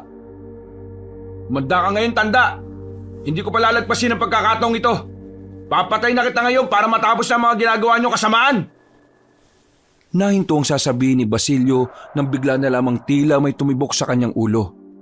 Nakaramdam na lamang siya ng pagkahilo. Pagtingin niya sa matandang aswang, umiikot yun sa paningin niya. Hindi mo ako kilala. Ako ang matandang si Maxima. Ang isa sa pinakamatanda at pinakamalakas na aswang dito sa bayang ito. Ikaw, masyado ka pang hilaw. Isa pa, hindi ka naman natural na aswang. Parang impostor ka lang. Anong nangyayari? Anong nangyayari? Nasa ilalim ka ng hipnotismo ko na ako lang ang may kakayahang gumawa. Kaya ikaw, mamamatay ka na. Inagaw sa kanya na matandang si Maxima ang espada. Nasa aktong tatagay na nito sa leeg ang binata nang biglang dumating naman si Benji. Lakas loob na lumapit si Benji at tinaga si Maxima sa likuran. Dahil dito, agad namang nawala ang hipnotismo. Bumalik sa dating katinuan ng lalaki. Kaya sinamantala na ni Basilio ang pagkakataon. Inagaw niya ulit ang espada at tinaga sa braso ang matanda. Napagapang patungo sa labas ang matanda. Tatapusin na sana ni Basilio matandang yon, pero biglang dumating na ang mas marami pang aswang. Pumalibot na sa kanila yon. Lusubin niyo ang mga yan! Tinangka nilang patayin ang inyong Panginoon! Galit na galit ang mga aswang. Maririnig ang mababangis nitong pag-angil. Lumusob ang mga yon at sa puntong ito, nagbago na rin ang anyo si Basilio. Kulay itim na ang buong katawan nito at namumula ang mga mata. Halos hindi na makita ni Benji si Basilio sa sobra nitong bilis. Nakikita na lang niya na bigla na lamang may tumutumba. Dahil sa dami ng aswang na umatake sa kanila, nawala na rin sa paningin nila ang matandang si Maxima. Insan! Napalingon sila sa gilid nang dumating na rin si Mang Narciso at Marco. Wala pang kagalos-galos sa mga yon, pero marami-rami na rin silang napabagsak. Nasaan na ang pinuno nila? Nakatakas na. Biglang dumating ang mga to eh. Basilio, habulin mo siya. Kami na lang ang bahala dito. Sigurado ka ba, Mang Narciso? Ang dami ng mga yan. Ako na ang bahala. Nagtiwala na lamang si Basilio sa sinabi ng matanda. Lumundag siya patungo sa taas ng bubungan. Tumakbo siya ng mabilis doon. Nang maramdaman niya kung nasaan ang matandang si Maxima, wala na siyang sinayang na pagkakataon. Tinungo niya yon hanggang sa makarating na sila sa kakahuyan. Huminto ang matandang si Maxima na sugatan na rin. Oh, saan ka pupunta? Akala ko ba ikaw ang pinakamalakas? Hindi ka makakatakas ngayon, tanda. At huwag mo na rin tangkain na gamitin mo sa akin ang hipnotismo mo. Hindi nagagana sa akin yan. Masyado kang maraming sinasabi, bata. Nauna ang yabang mo bago mag-isip. Tumawa ng malakas si Maxima. Naramdaman na lamang ni Basilio na marami nang nakapalibot sa kanyang mga aswang. At ang mga aswang na iyon ay hindi pangkaraniwan. Kakaiba ang presensya nito. Hindi matukoy ni Basilio kung ano yun. Ganun pa man, ikinalma na lamang ng binata ang kanyang sarili. Huminga siya ng malalim. Mas tinalasan niya ang kanyang pakiramdam. Kaya naman, bawat kilos ng mga aswang na nasa paligid niya ay rinig na rinig niya. Maya-maya lang, bigla na nga lang siyang nilusob ng mga yon. Sabay-sabay, marahas at agresibo. Tingnan natin ngayon kung hanggang saan ang tapang mo, binata. Tumawa pa ng tumawa ang matandang babae. Para na itong nababaliw habang nakikipaglaban sa binatang si Basilio. Nang malagay na sa alanganing sitwasyon ng binata, bigla na lamang niyang naramdaman na tila may kakaiba sa hawak ng espada. Parang may enerhiyang itim na umiikot-ikot sa mahabang talim nito. Hindi niya alam kung saan yon nanggaling, pero isa lang ang alam niya. Mas lalo siyang lumakas dahil sa espadang yon. Maging ang matandang babaeng si Maxima ay nagulat din nang makitang tila biglang bumilis ang binata. Ang mga aswang na talaga namang mas higit na mas nauna ay halatang nagkaroon na rin ng pangamba dahil kay Basilio. Anong tinitingnan niyo dyan? Lumaban kayo! Impostor na aswang lang ang lalaking yan! Hindi niyo kailangang matakot! Hindi sila natatakot. Alam lang talaga nila kung kailan sila aatras. Dahil hindi na nila kaya. Ikaw, tanda. Ikaw na ang isusunod ko. Huwag kang magsalita na parang alam mo na lahat ng kaya kong gawin. Kampante ka masyado. Yan ang magiging kahinaan mo. Hindi ko pa alam. At para malaman ko, bakit hindi pa natin simulan ng laban na to? Lumundag si Basilio palapit sa matanda. Muntikan na niya itong tamaan ng espada pero kakaibang bilis din ang nagawang pag-ilag nito. Partida, meron pa itong sugat sa katawan. Aminado ang binata na ikinagulat niya ang ginawa ni Maxima. Pero hindi siya magpapatinag at matatakot dito. Hindi pa nagpapalit ng bagong anyo ang matanda, pero ramdam na ni Basilio ang nag-uumapaw na presensya ng matandang si Maxima. Nang si Maxima naman ang sumugod sa kanya, ay kamuntikan na siyang madali. Nagagawa naman niyang makailag, pero sa bawat ilag niya, agad namang nakakasunod ng matanda sa kanya. Nang makakuha ng tamang pagkakataon, ay nakadistansya ito. Napahigpit ang hawak niya sa espada niya. Mas lalo pang nakakaramdam ng lakas si Basilio sa sandatang yon. Bumuntong hininga na lamang ang binata. Nakita niya sa mukha ni Maxima na sa mga sandaling ito, handa na siya nitong labanan.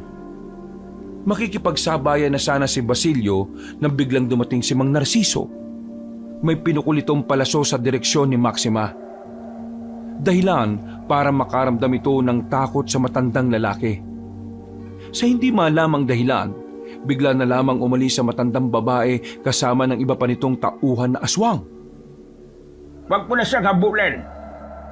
Po, akala ko po ba papaslangin ko na siya ngayon? Huwag na muna.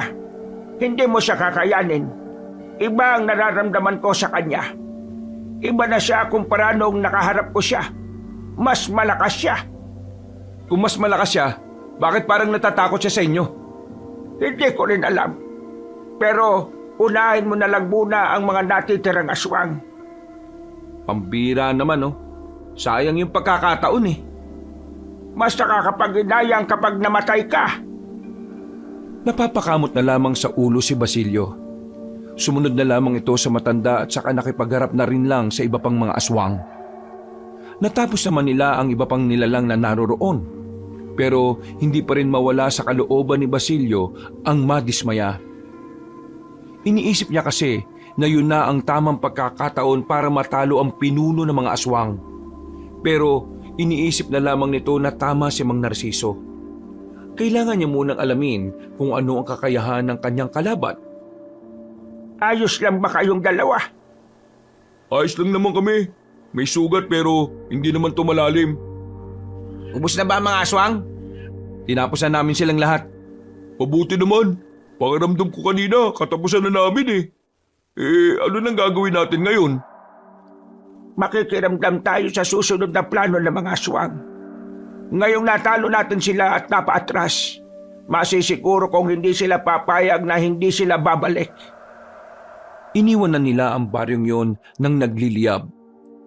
Dali-dali silang umalis doon sa kaisipang baka may ibang makakita sa ginawa ni Basilio. Nang makabalik na sila sa baryo, tumambay na muna sila sa bakuran nila Basilio. Tamang kapilang na parang walang nangyari. Habang nagmumuni-muni sila, napadaan si Mang Dennis sa tapat. Sandali itong minto at tumingin sa kanila. Partikular kay Basilio. Hindi nila alam kung bakit pero parang may kung anong iniisip ang matandang yon. Ano kayang problema ng taong yun? Huwag yun na lang siyang pansinin. Naiinggit na naman yun sa akin. Paano kasi, mula nang magparamdam ang mga aswang, wala man lang silang mapatay kahit na isa. Kung di ka sana nila inalis, di sana may nagagawa at may napapala sila. Correction lang hindi nila ako inalis. Ako ang umalis sa kanila. Nagtawanan na lamang silang tatlo habang tahimik lang naman si Mang Narciso. Malalim ang iniisip nito. Pero hindi yun napapansin nila Basilio. Makalipas sa mga oras, nilatag na rin nila ang abanikong banig. Malawak naman ang bahay nila Basilio kaya kasyang-kasya silang apat. Sa kailaliman ng gabi, naramdaman ni Basilio na bumangon na matandang si Narciso. Nagtataka siya kung saan pupunta si Mang Narciso sa ganoong oras. Kaya naman tumayo si Basilio para silipin kung saan tutungo ang matanda. Nakita niya yon na nakalabas na ng kanilang bakuran. Bagay na nagdulot ng pangamba para sa binata. Bumangon na rin ang lalaki. Sinundan niya si Mang Narciso. Sa kakasunod niya ay nakarating na rin sila sa kagubatan. Bagay na nagdulot ng pangamba para sa binata. Sinundan niya si Mang Narciso. Sa kakasunod niya ay nakarating na rin sila ng kagubatan. nakita niyang tumigil sa paglalakad ang matanda. Lumingon-lingon ito sa paligid kaya gumilid na muna siya. Bang gagawin ni Mang Narciso sa ganitong lugar? Dahil medyo nagdududa na ang binata, mas pinili niyang obserbahan pa ang kilos ng matanda. Nakita na lamang niya itong bigla na lamang napasigaw. Parang namimilipit sa sakit. Gusto niya itong tulungan. Pero iniisip niya na baka kung anong isipin sa kanya ni Mang Narciso. Kaya naman, mas pinili na lamang ni Basilio na ikubli ang sarili sa kanyang kinalalagyan. Nanlaki ang mga mata ng binata nang makita niyang nagkaroon ng isang pakpak si Mang Narciso. Sa isang iglap lang, naramdaman niya ang presensya ng isang aswang. Hindi siya makapaniwala. Hindi niya inakala na matandang tumutulong sa kanila para talunin ang mga kalaban nila ay isa rin palang aswang. Kagaya niya. Hindi na napigilan pa ni Basilio ang kanyang sarili. Lumabas na siya at nilapitan na matanda. Mukha namang hindi na rin kinagulat ni Mang Narciso ang paglitaw niya. Dahil naramdaman din naman siya nitong nakasunod una pa lamang. Anong ibig sabihin nito, Mang Narciso? Bakit hindi niyo sinabi sa akin na isa rin kayong aswang? Hindi ko sinabi sa iyo ng una dahil alam kong magagalit ka sa akin. Pero ngayon, unti-unti mo nang naiintindihan ang buhay ng isang aswang na may sumpa. Alam kong maiintindihan mo na ako, Basilio. Kagaya mo, may napatay rin akong aswang na isa ang pakpak noon. At ang mga aswang na isa ang pakpak, na ipapasa nila ang sumpa sa kung sino man ang makakapaslang sa kanila. Kaya pareho tayong dalawa. Matagal na po ba kayong ganyan? At paano nyo napatay yung aswang na yon? Totoo namang isa kong albularyo at manunugis. Pero may nakilala ko noong dalaga. Inibig ko siya ng todo. Pero nalaman ko na isa pala siyang aswang. Pero dahil sobrang mahal ko siya, nagawa ko siyang protektahan sa lahat. Inilihim ko siya sa mga tao. Dumating sa puntong naisipan ko na rin maging kagaya niya. Pero noong panahon na yon ay ayaw niya. Kaya naman humanap ako ng ibang paraan. Nalaman ko ang tungkol sa mga aswang na isinumpa. Ginawa ko ang lahat para makakita ng isa nun. At nang makatagpo ako, hindi na ako nagdalawang isip na paslangin yon. Yon ang dahilan bakit naging aswang ako. Pero kahit na kailan, hindi naman ako nagsisisi sa nangyaring ito. Nagamit ko naman ito sa kabutihan at ginawa ko rin naman ito ng dahil sa pag-ibig. Anong nangyari sa babaeng... anong nangyari sa inyo ng babaeng yun? Nagsama na kaming dalawa sa loob ng 1 taon. Pero habang tumatagal, nagkaroon siya ng mga kaisipan at pananaw na hindi ko gusto. Gaya na lamang ng tumikim ng laman at dugo ng tao. Hanggang sa tuluyan na siyang nilamon ng kasamaan. Sumali siya sa isang samahan ng mga masasamang aswang. Doon na nagbago ang takbo ng buhay namin. Naghiwalay kami. Sinubukan ko naman siyang akayin sa liwanag. Pinaliwanag ko na kayang maging mabuti ng isang aswang, pero huli na. Nalasod na ang kanyang utak. Pasensya na kung napaalala ko pa yung nakaraan ninyo. Nabigla lang din ako sa revelasyon nyo na to. Akala ko talaga nung una normal na tao ka lang eh. May pagganito ka pala. Teka, pwede ko bang malaman kung sino yung naging kasintahan mo na yon? Huminga ng malalim ang matanda. Umupo ito sa gilid at saka hinayaang bumalik sa dati ang kanyang anyo. Si Maxima. Siya ang babaeng minahal ko noon. Si Maxima? Sinasabi niyo po bang ex niyo yung nakalaban kong aswang kagabi? Oo, siya nga. Kaya ba siya umatras kasi ayaw niya kayong saktan? Hindi. Kaya siya umatras kasi alam ko kung anong makakatalo sa kanya. Kung ganun ano? Ang espadang ibinigay ko sa iyo. Naalala bigla ni Basilio ang kakaibang enerhiya na meron ng espadang yon. Hanggang sa mga sandaling yun kasi, nararamdaman niya pa rin ang kakaibang lakas na meron yun. Akala niya nasa akin pa ang espada kaya siya nagdadalawang isip na ituloy ang laban. Ang hindi niya alam ay ibinigay ko na sa iyo. Basilio, lalabas ang tunay na kalakasan ng espadang iyon kapag dumating na ang bilog na buwan. Pero Mang Narciso, kung sakali mang matalo ko si Maxima, sigurado bang ayos lang sa inyo? Matagal na panahon na mula nang magkaiba ang aming landas. Inamin ko na hanggang ngayon mahal ko pa rin si Maxima. Pero kasama sa pagmamahal na yon ay ang bigyan na siya ng nararapat na pahinga. At yun ay ang kanyang kamatayan. Kaya naman, ipagpapasalamat ko pa sa iyo kung matatalo mo siya. Dahil hindi naman ito tungkol sa akin. Ito ay tungkol na rin sa iyo, sa baryo at sa bayan natin. Nakaramdam ng awa si Basilio para sa matanda. Hindi niya kasi lubos maisip na ganun na pala katagal na nagtitiis si Mang Narciso sa pinagdaraanan niya. Nasa na pala ang itim na bato na binigay sa iyo ng kaibigan mong namatay? Nakatago po sa bahay. Hindi pwedeng makuha ni Maxima ang itim na bato na yon. Po? Bakit? Para saan po ba talaga yon? Yon ang namuong dugo ng mga malalakas na aswang noong panahon ng mga Kastila. Kapag nahawakan at ginamit ni Maxima yon, mahihirapan na tayong lahat na kalabanin siya. Mas lalo siyang lalakas. Kung ganun umuwi na tayo. Ilalagay ko sa mas ligtas na lugar yung bagay na yon.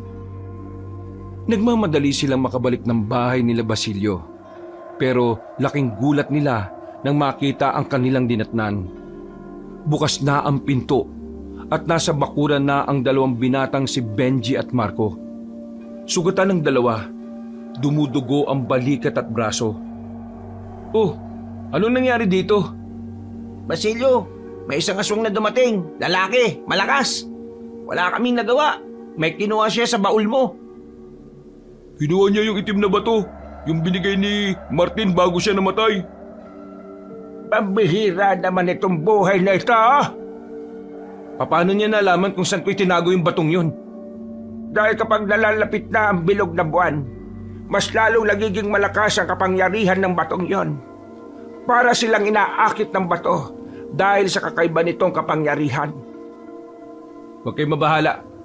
Lalabanan pa rin natin sila. Labanan pa rin natin sila kahit na anong mangyari. Inasikaso na lamang nila ang dalawang binata na sugatan. Wala na rin naman silang nagawa kaya ikinalma na lamang nila ang kanilang mga sarili. Wala na tayong magagawa. Pagandaan na lamang natin kung ano ang mangyayari. Asahan niyo, magiging madugo ito. Tumango na lamang si Basilio. Noong sandaling yon ay nagpaabot na lamang sila ng umaga. Alas 6 pa lang kung ano-ano nang naririnig nilang usap-usapan sa labas. Maya-maya lang, bumalik si Marco dala ang mga pandesal na binili. Natataranta ang mukha nito. Bakit ba ganyan ang mukha mo? Ano bang meron? Hingal na hingal ang kanyang pinsan. Sandali pa itong huminga ng mahaba bago nagsalita. Insan, delikado na buhay mo. Alam ko. Ano naman bago? Pero hindi lang dahil sa mga aswang, kundi dahil na rin kay Mang Dennis. Napatayo si Basilio sa kanyang kinauupuan. Parang alam niya na kasi kung ano ang sasabihin ni Marco. Hindi ko alam kung totoo ito pero narinig ko kanina sa palengke na itong sila Mang Dennis, naghihinala na merong aswang dito sa atin sa baryo. Tapos kanina naman pagdating ko naman sa bakery, sabi ng mga matatanda, ikaw daw ang aswang. Narinig daw nilang sinabi yun ni Mang Dennis. May nakakita raw kasi sa'yo nung pinaslang mo yung aswang sa gubat. Nung niligtas mo yung lalaki. Naku, lagot na. Mukhang kailangan mo naglisanin ng baryong ito, Basilio. Oo nga, parang may alam na sila kung ano kay Insan. Ikaw na ang pagbubuntungan ng mga talunan. Kapag umalis ako dito, lalo ko lang pinatunayan na tama ang hinala nila. Yak ka na naman eh. Baka mamaya, yan ang ikamatay mo. Ang pride mo na namang masyado.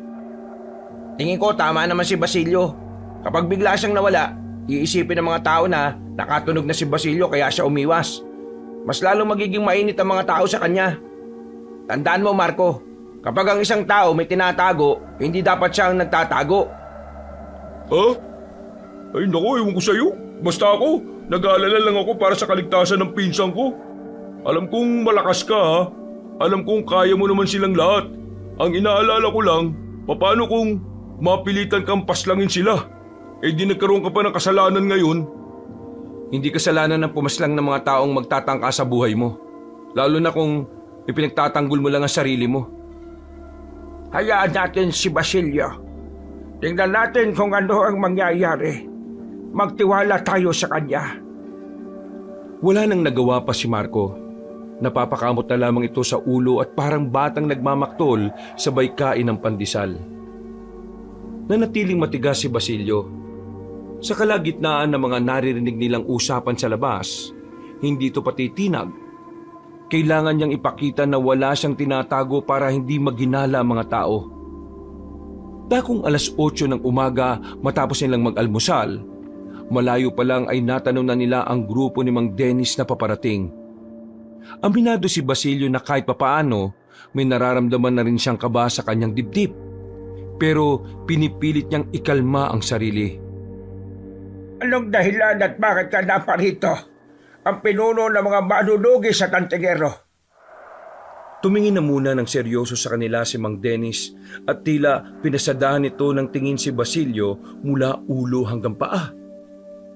Kung nandito ka para lang makipagtalo at makipagyabangan, pasensya ka na ha. Wala akong sapat na oras sa mga ganoong bagay. May nakakita sa'yo. Mabilis at maliksi ka. Umamin ka. Isa ka bang aswang? Tumawa ng malakas si Basilio. Nakitaon na rin si Marco at Benji.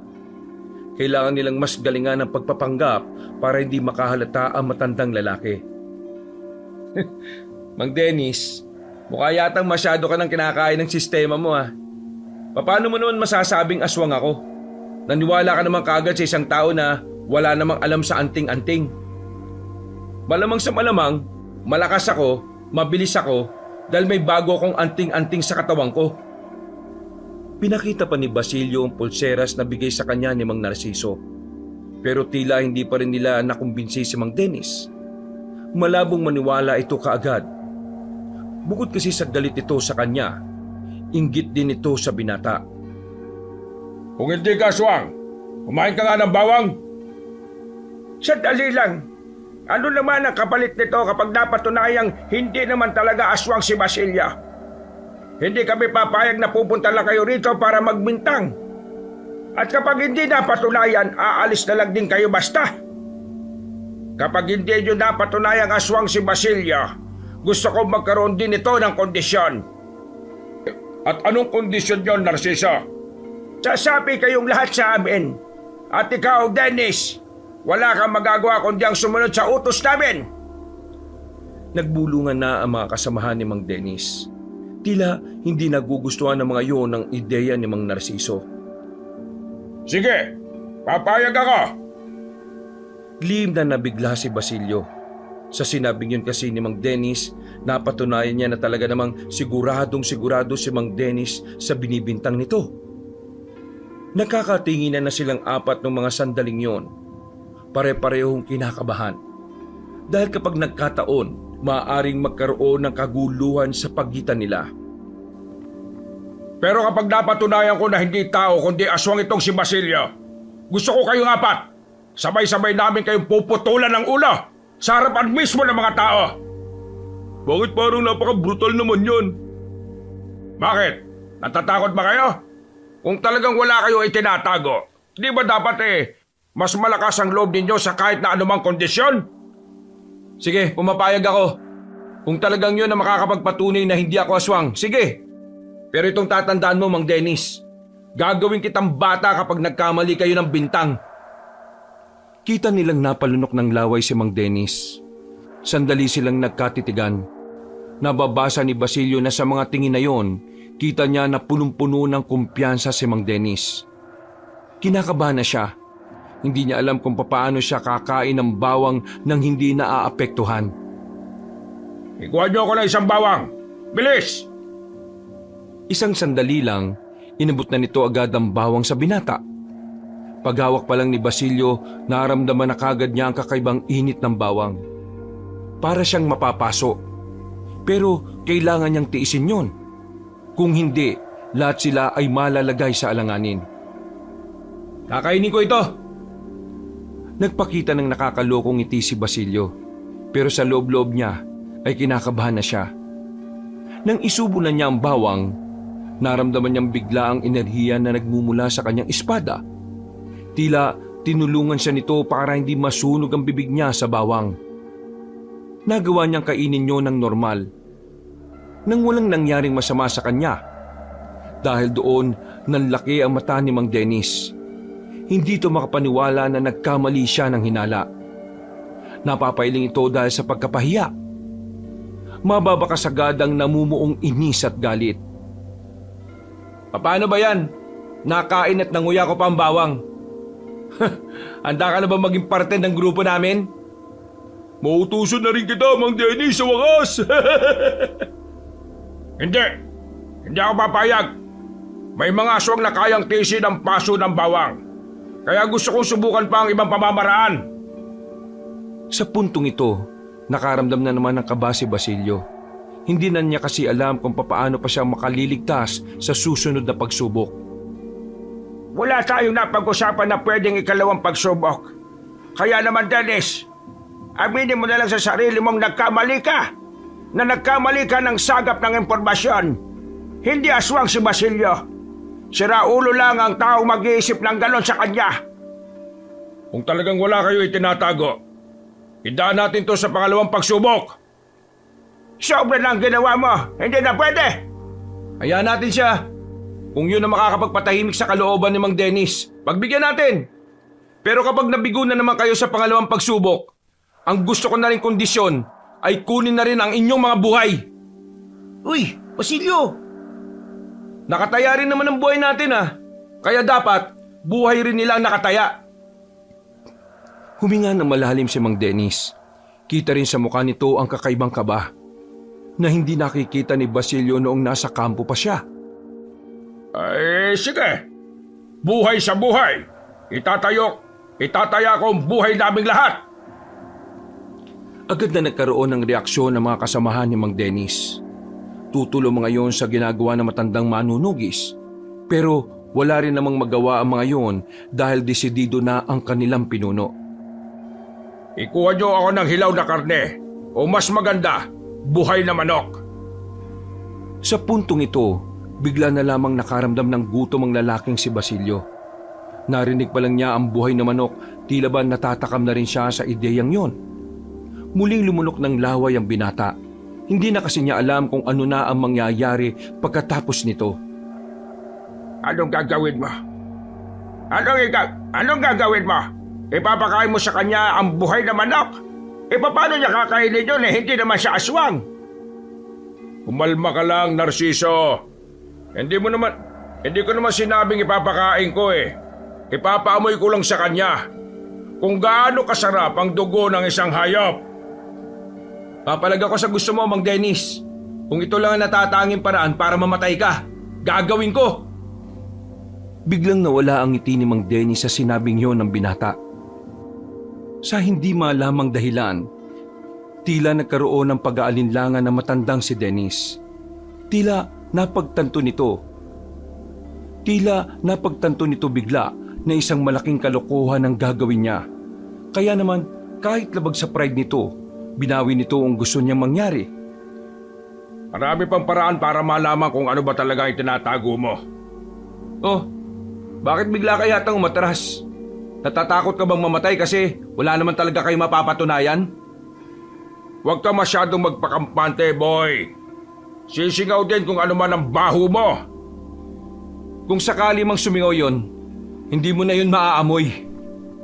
Matalim ang tingin ni Mang Dennis sa binata bago ito umalis. Napapailing na lamang ang binata.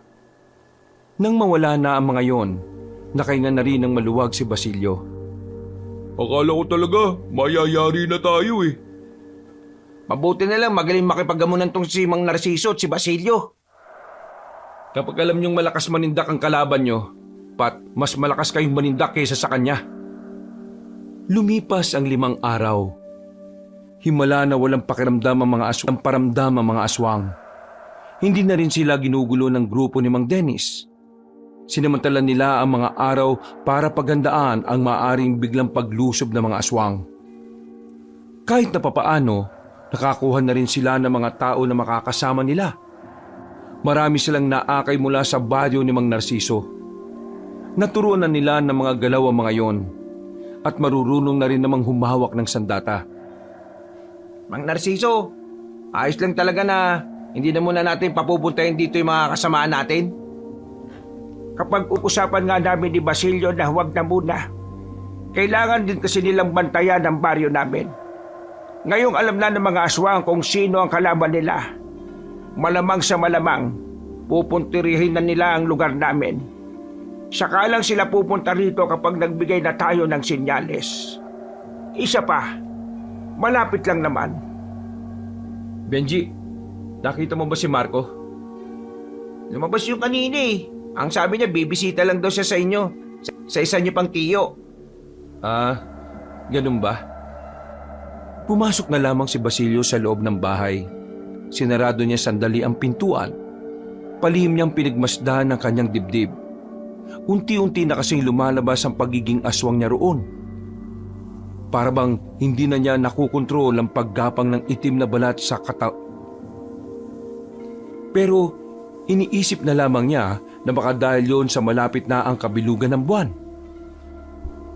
Habang lumilipas sa mga araw, lalo kong nararamdaman na may nagbabago sa katawan ko. Parang lalo kong lumalakas na hindi ko naman maintindihan. Bumuntong hininga na lamang ang binata. Sandali siyang sumilip sa labas. Nakita niya pa ring abala lang si Mang Narciso at Benji. Kapag nagkataon, gagamit na rin kaya si Mang Narciso ng pagiging aswang niya. Isa yon sa ilang araw nang bumabagabag sa kalooban ni Basilio. Gustong gusto na niyang itanong sa matanda pero nagkakaroon lang siya ng pag-aalinlangan. Makalipas ang ilang oras, tuluyan nang sumapit ang gabi. Naglatag ng lamesa si Basilio sa labas at doon nila naisipang kumain. Sana, nakagustuhan nyo.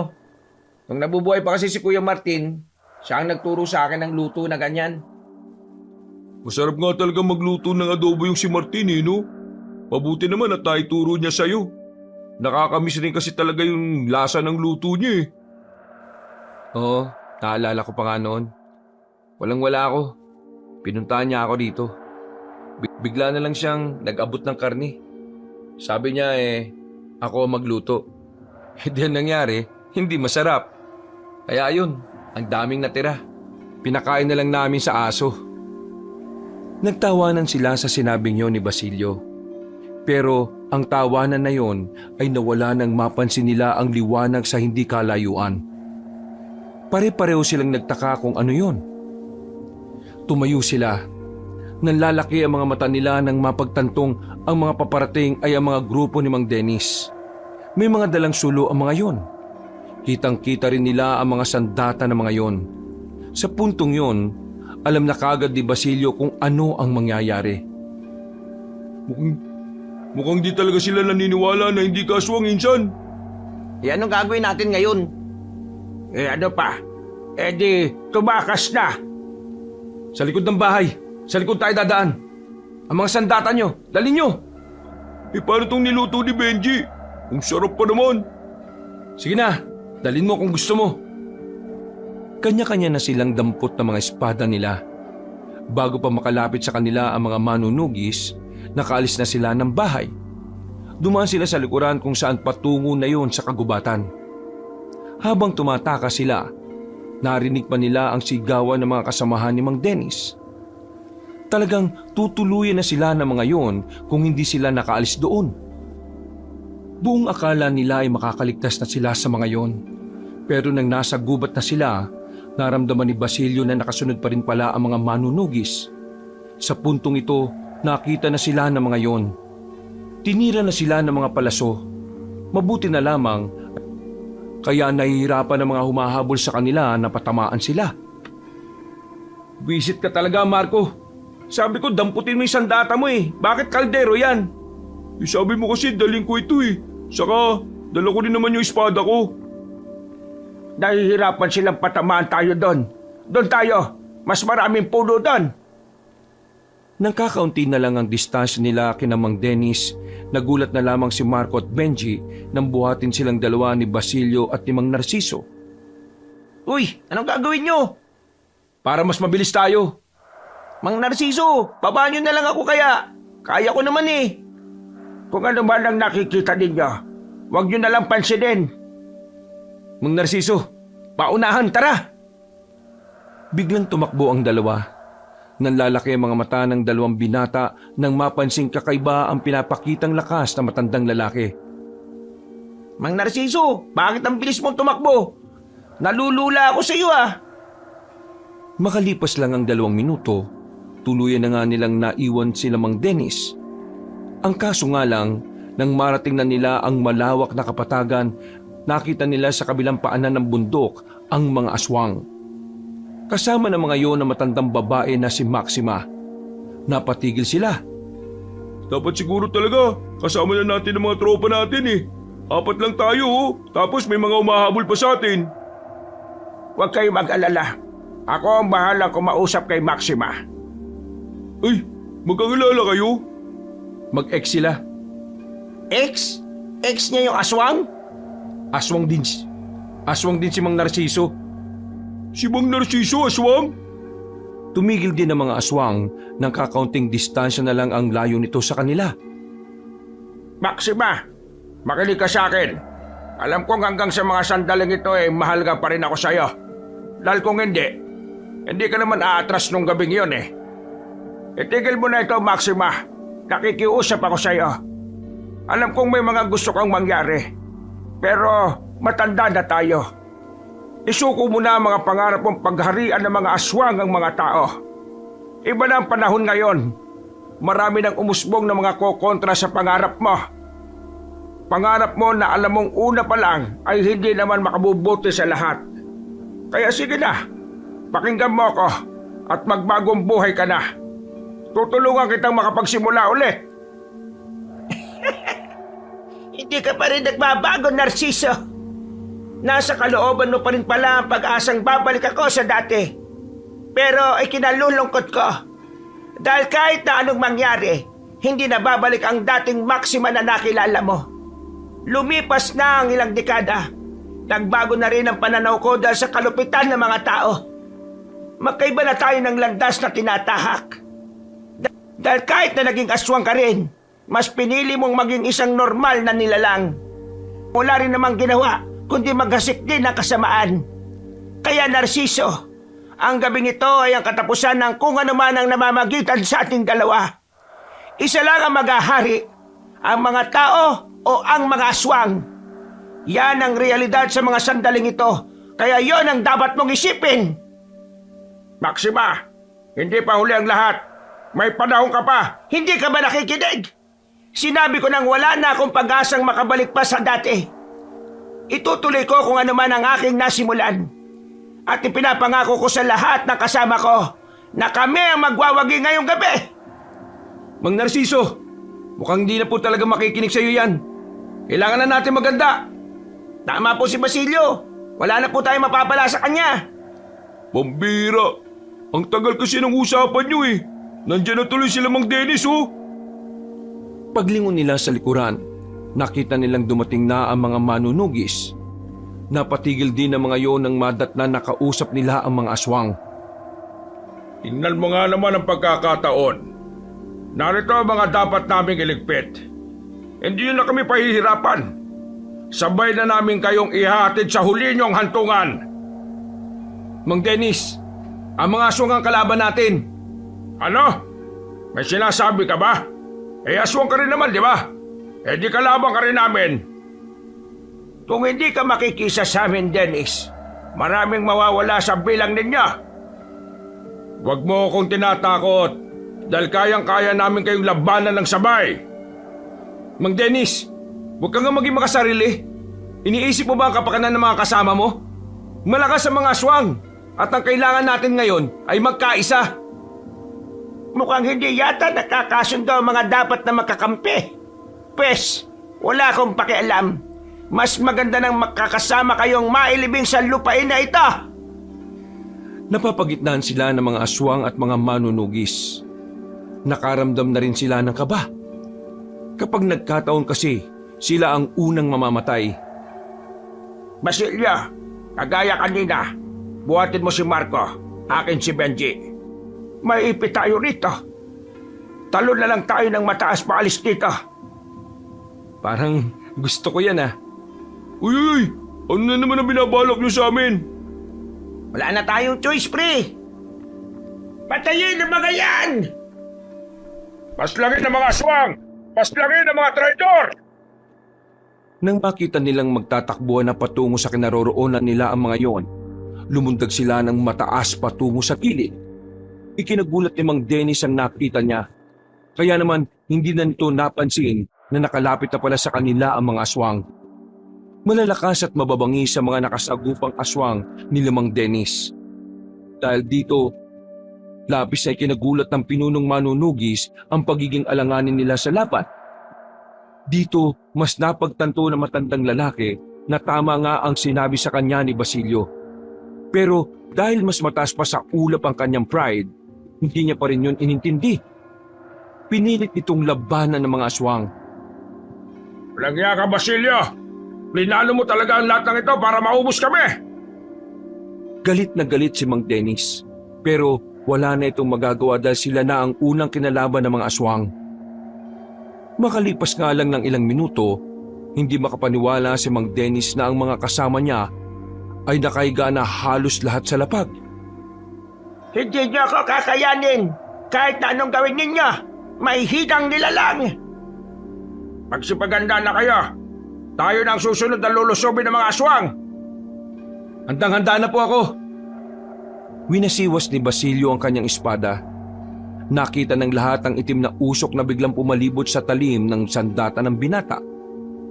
Pero kahit na ganito, hindi pa rin nagpatinag ang mga tauhan ni Maxima. Madaling lumapit ang mga yon at sa isang iglap, nagsimula ng muli ang labanan. Nawiwindang si Mang Dennis sa nasa saksihan niya. Hindi niya kasi inaasahan na talaga namang magagaling sila Basilio. Kahit baguhan lamang si Marco at Benji, nakikipagsabayan ito sa mga aswang. Si Mang Narciso naman, ginagamit na rin nito ang kalakasan nito bilang aswang. Habang si Basilio, gamit ang kapangyarihan ng espada na sinamahan pa ng kanyang pagiging kakaibang nilalang. Napapaslang nito ng walang kahirap-hirap ang kanilang mga kalaban. Kita sa mukha ni Maxima na hindi nito inakalang makakapalagpas sila Basilio. Mga malalakas na aswang na kasi ang dinala ng matandang babae, pero sinaglit lang yon ng 4. Binigla mo ako, Narciso! Hindi ko nakala na ganito pala kahuhusay yung mga isinama mong tao! Hoy! Ako ang harapin mo! Ako ang una mong kalaban! Ayaw kong kalabanin ng mga mahihina! Manahimik ka! Lalong nainsulto ang pinunong manunugis. Agad-agad itong lumusob para kalabanin si Maxima. Wag! Mang Dennis! Papatayin kitang aswang ka! Papatayin kita! Ah! Nakita na lamang nila si Mang Dennis na sumuka na ng dugo. Nakatarak ang mahahabang kuko ni Maxima sa tiyan nito. Ang mga kagaya mo, wala kang karapatan na maging isang pinuno. Bukod sa mahina ka, hindi ka rin nag-iisip. Sa isang iglap lang, binagsak na ni Maxima ang walang buhay na katawan ni Mang Dennis. Sa puntong ito, nagsimula nang lumusob din si Basilio. Pumwesto naman sa kabila si Mang Narciso. Si Benji at Marco naman, inasikaso ang iba pang aswang. Bilang paggalang sa kakayahan ninyo, ilalabas ko kagad ang tunay kong lakas. Kinuha na matandang si Maxima ang itim na bato. Nilunok niya yun nang wala man lang pag-aalinlangan. Ito na nga ba sinasabi ko, Basilio? Kailangan na natin siyang atakin bago pa siya makapagpalit ng anyo. Tara na! Lumundag palapit kay Maxima ang dalawa. Sinubukang tagain ni Basilio matandang babae. Pero laking gulat niya nang makitang mabilis siyang nakailag. Sinubukan din naman ni Mang Narciso pero hindi rin siya umubra. Hanggang sa wala na nga silang nagawa. Tuluyan ang nakapagpalit ng anyo ang matandang si Maxima. Sa likuran mo, Basilio! Nambilog ang mga mata ng binata nang maramdaman niyang nasa likuran na niya si Maxima. Hinawakan siya nito sa balikat at pinisil ng malakas. Ramdam na ramdam ng binata ang puwersa ni Maxima. Mabuti na lamang ay agad siyang nakadistansya. Sa ginawang yun na matanda, napagtanto ni Basilio na hindi nga talaga siya uubra sa matanda kung pangkaraniwang tao lang siya. Kaya naman, mas lalo niyang ginamit ang kalakasan niya bilang aswang. Muli niyang itinaas sa ere ang kanyang espada. May kung anong itim na usok na naman ang pumalibot doon. Mabilis siyang lumapit kay Maxima. Pagtaga niya rito, nahawakan siya sa kamay. Pinisil din ang kanyang kamay, dahilan para magkandabali-bali ang daliri niya. Binalibig siya sa gilid. Si Mang Narciso naman ang lumapit. Pero maging ang matandang lalaki ay wala ring magawa. Binalibag lang ni Maxima si Mang Narciso. Pagkatapos, pinagbalingan ulit nito si Basilio na sa mga sandaling ito, hindi pa rin nakaka-recover. Lintik, wala akong magawa. Ano ba? Aray! Isang mahabang kalmot ang naramdaman ni Basilio sa kanyang likuran. Inuunti-unti lang siya na matanda. Parang gusto talaga nitong pahirapan muna siya bago tuluyang patayin. Hindi pa natapos doon ang pag-atake ng matandang babae. Hindi yun nakukontento hanggat hindi nalulumpo ang binata. 5 minuto pa lang ang nakakalipas, gutay-gutay na ang damit ni Basilio dahil sa mga kalmot ng aswang. Hindi ako susuko. Lalabanan kita hanggang sa kauli-uli ang buhay ko. Mamatay ka na! Aktong itatarak ni Maxima ang kamay nito sa dibdib ni Basilio nang biglang dumating naman si Marco at Benji. Sumugod silang dalawa. Tinaga nila si Maxima, pero kahit nasugatan nila yon, wala namang epekto sa kalaban nila. Lalo lang itong nagalit. Hinawakan nito si Benji sa leeg, pero hindi nagpatinag ang lalaki. Tinusok niya sa mata si Maxima gamit ang daliri niya. Dahil dito, nakakuha naman ng pagkakataon si Marco na itarak ang espada sa likuran ng aswang. Ang kaso nga lang, wala pa rin yung naging talab. Ginagalit nyo talaga ako, mga bupit kayo! Ang dalawang binata na ang tutuluyan ni Maxima nang makabangon na si Mang Narciso. Meron itong ipinukol na maliit na punyal. Tumama ito sa kaliwang dibdib ni Maxima. At sa hindi maipaliwanag na dahilan, bigla na lamang nakaramdam ng kakaiba si Maxima. Parang nanigas siya sa kinatatayuan niya. Anong ginawa nyo sa akin, Narciso? Anong ginawa mo? Isang punyal na matagal kong inaral para lamang gamitin sa iyo, Maxima. Pasensya ka na. Mahal kita pero kailangan mo nang magpahinga. Ang pagpapahinga mo lamang ang huling simbolo ng pagmamahal ko sa iyo. Patakasin mo ako dito. Papatayin ko kayong lahat. Basilio, ikaw na ang bahala sa kanya. Tumalikod na lamang si Mang Narciso. At habang hindi makagalaw ang pinunong aswang, naramdaman naman ni Basilio ang enerhiyang nanggagaling sa espada. Para bang nagkaroon siya ulit ng bagong lakas. Nawala ang kanyang mga galos. Hindi na nagsayang ng oras si Basilio. Mabilis siyang tumakbo palapit kay Maxima. Itinarak na niya ang espada. Sa dibdib nito, dumaloy naman ang itim na usok patungo sa dulo ng espada. Nang hugutin ni Basilio ang espada, dito na tuluyang bumagsak ang aswang na si Maxima. Kailangan mo nang mawala sa mundong ito para makamove on na si Mang Narciso. Saktong kamatayan ni Maxima, wala na rin ang mga aswang. Pagod na pagod at hapding-hapdi sila sa lahat ng sugat na tinamo nila. Pero napapangiti na lamang sila dahil sa tagumpay na kanilang nakamit.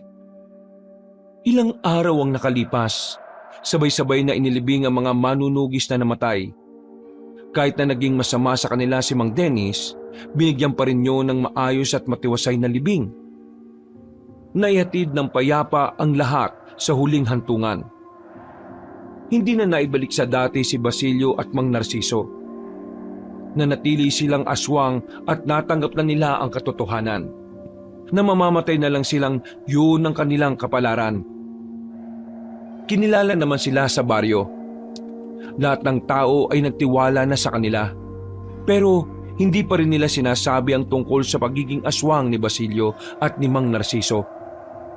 Nanatiling lihim yun at tanging silang apat lamang ang nakakaalam. Sige na, kailangan ko na rin bumalik sa baryo ko. Alam kong kailangan na rin nila ng manggagamot doon. Mag-iingat kayo palagi rito. At kung sakali mang may malaki na namang problema, puntahan niyo lang ako sa bahay ko. Maraming salamat o Mang Narciso. Pati na rin sa espadang ibinigay niyo sa akin. Pangako, gagamitin ko sa kabutihan ng espadang ito at ang magiging aswang ko. Maraming salamat Mang Narciso, Basilio at Marco. Dahil sa inyo, pakiramdam ko nakangiti na si Kuya Martin sa langit. Ang saya naman ito. Dapat nag-inom muna tayo bago man lang umalis si Mang Narciso Ano yun? Despedida? Nagtawanan na lamang silang apat na mga sandaling yon. Baka sa kanilang mga mukha at kahit makahiwalay man ang mga landas nila, alam nilang muli na naman silang pagbubukluri ng kanilang magiging misyon sa susunod pang mga taon. Wakas.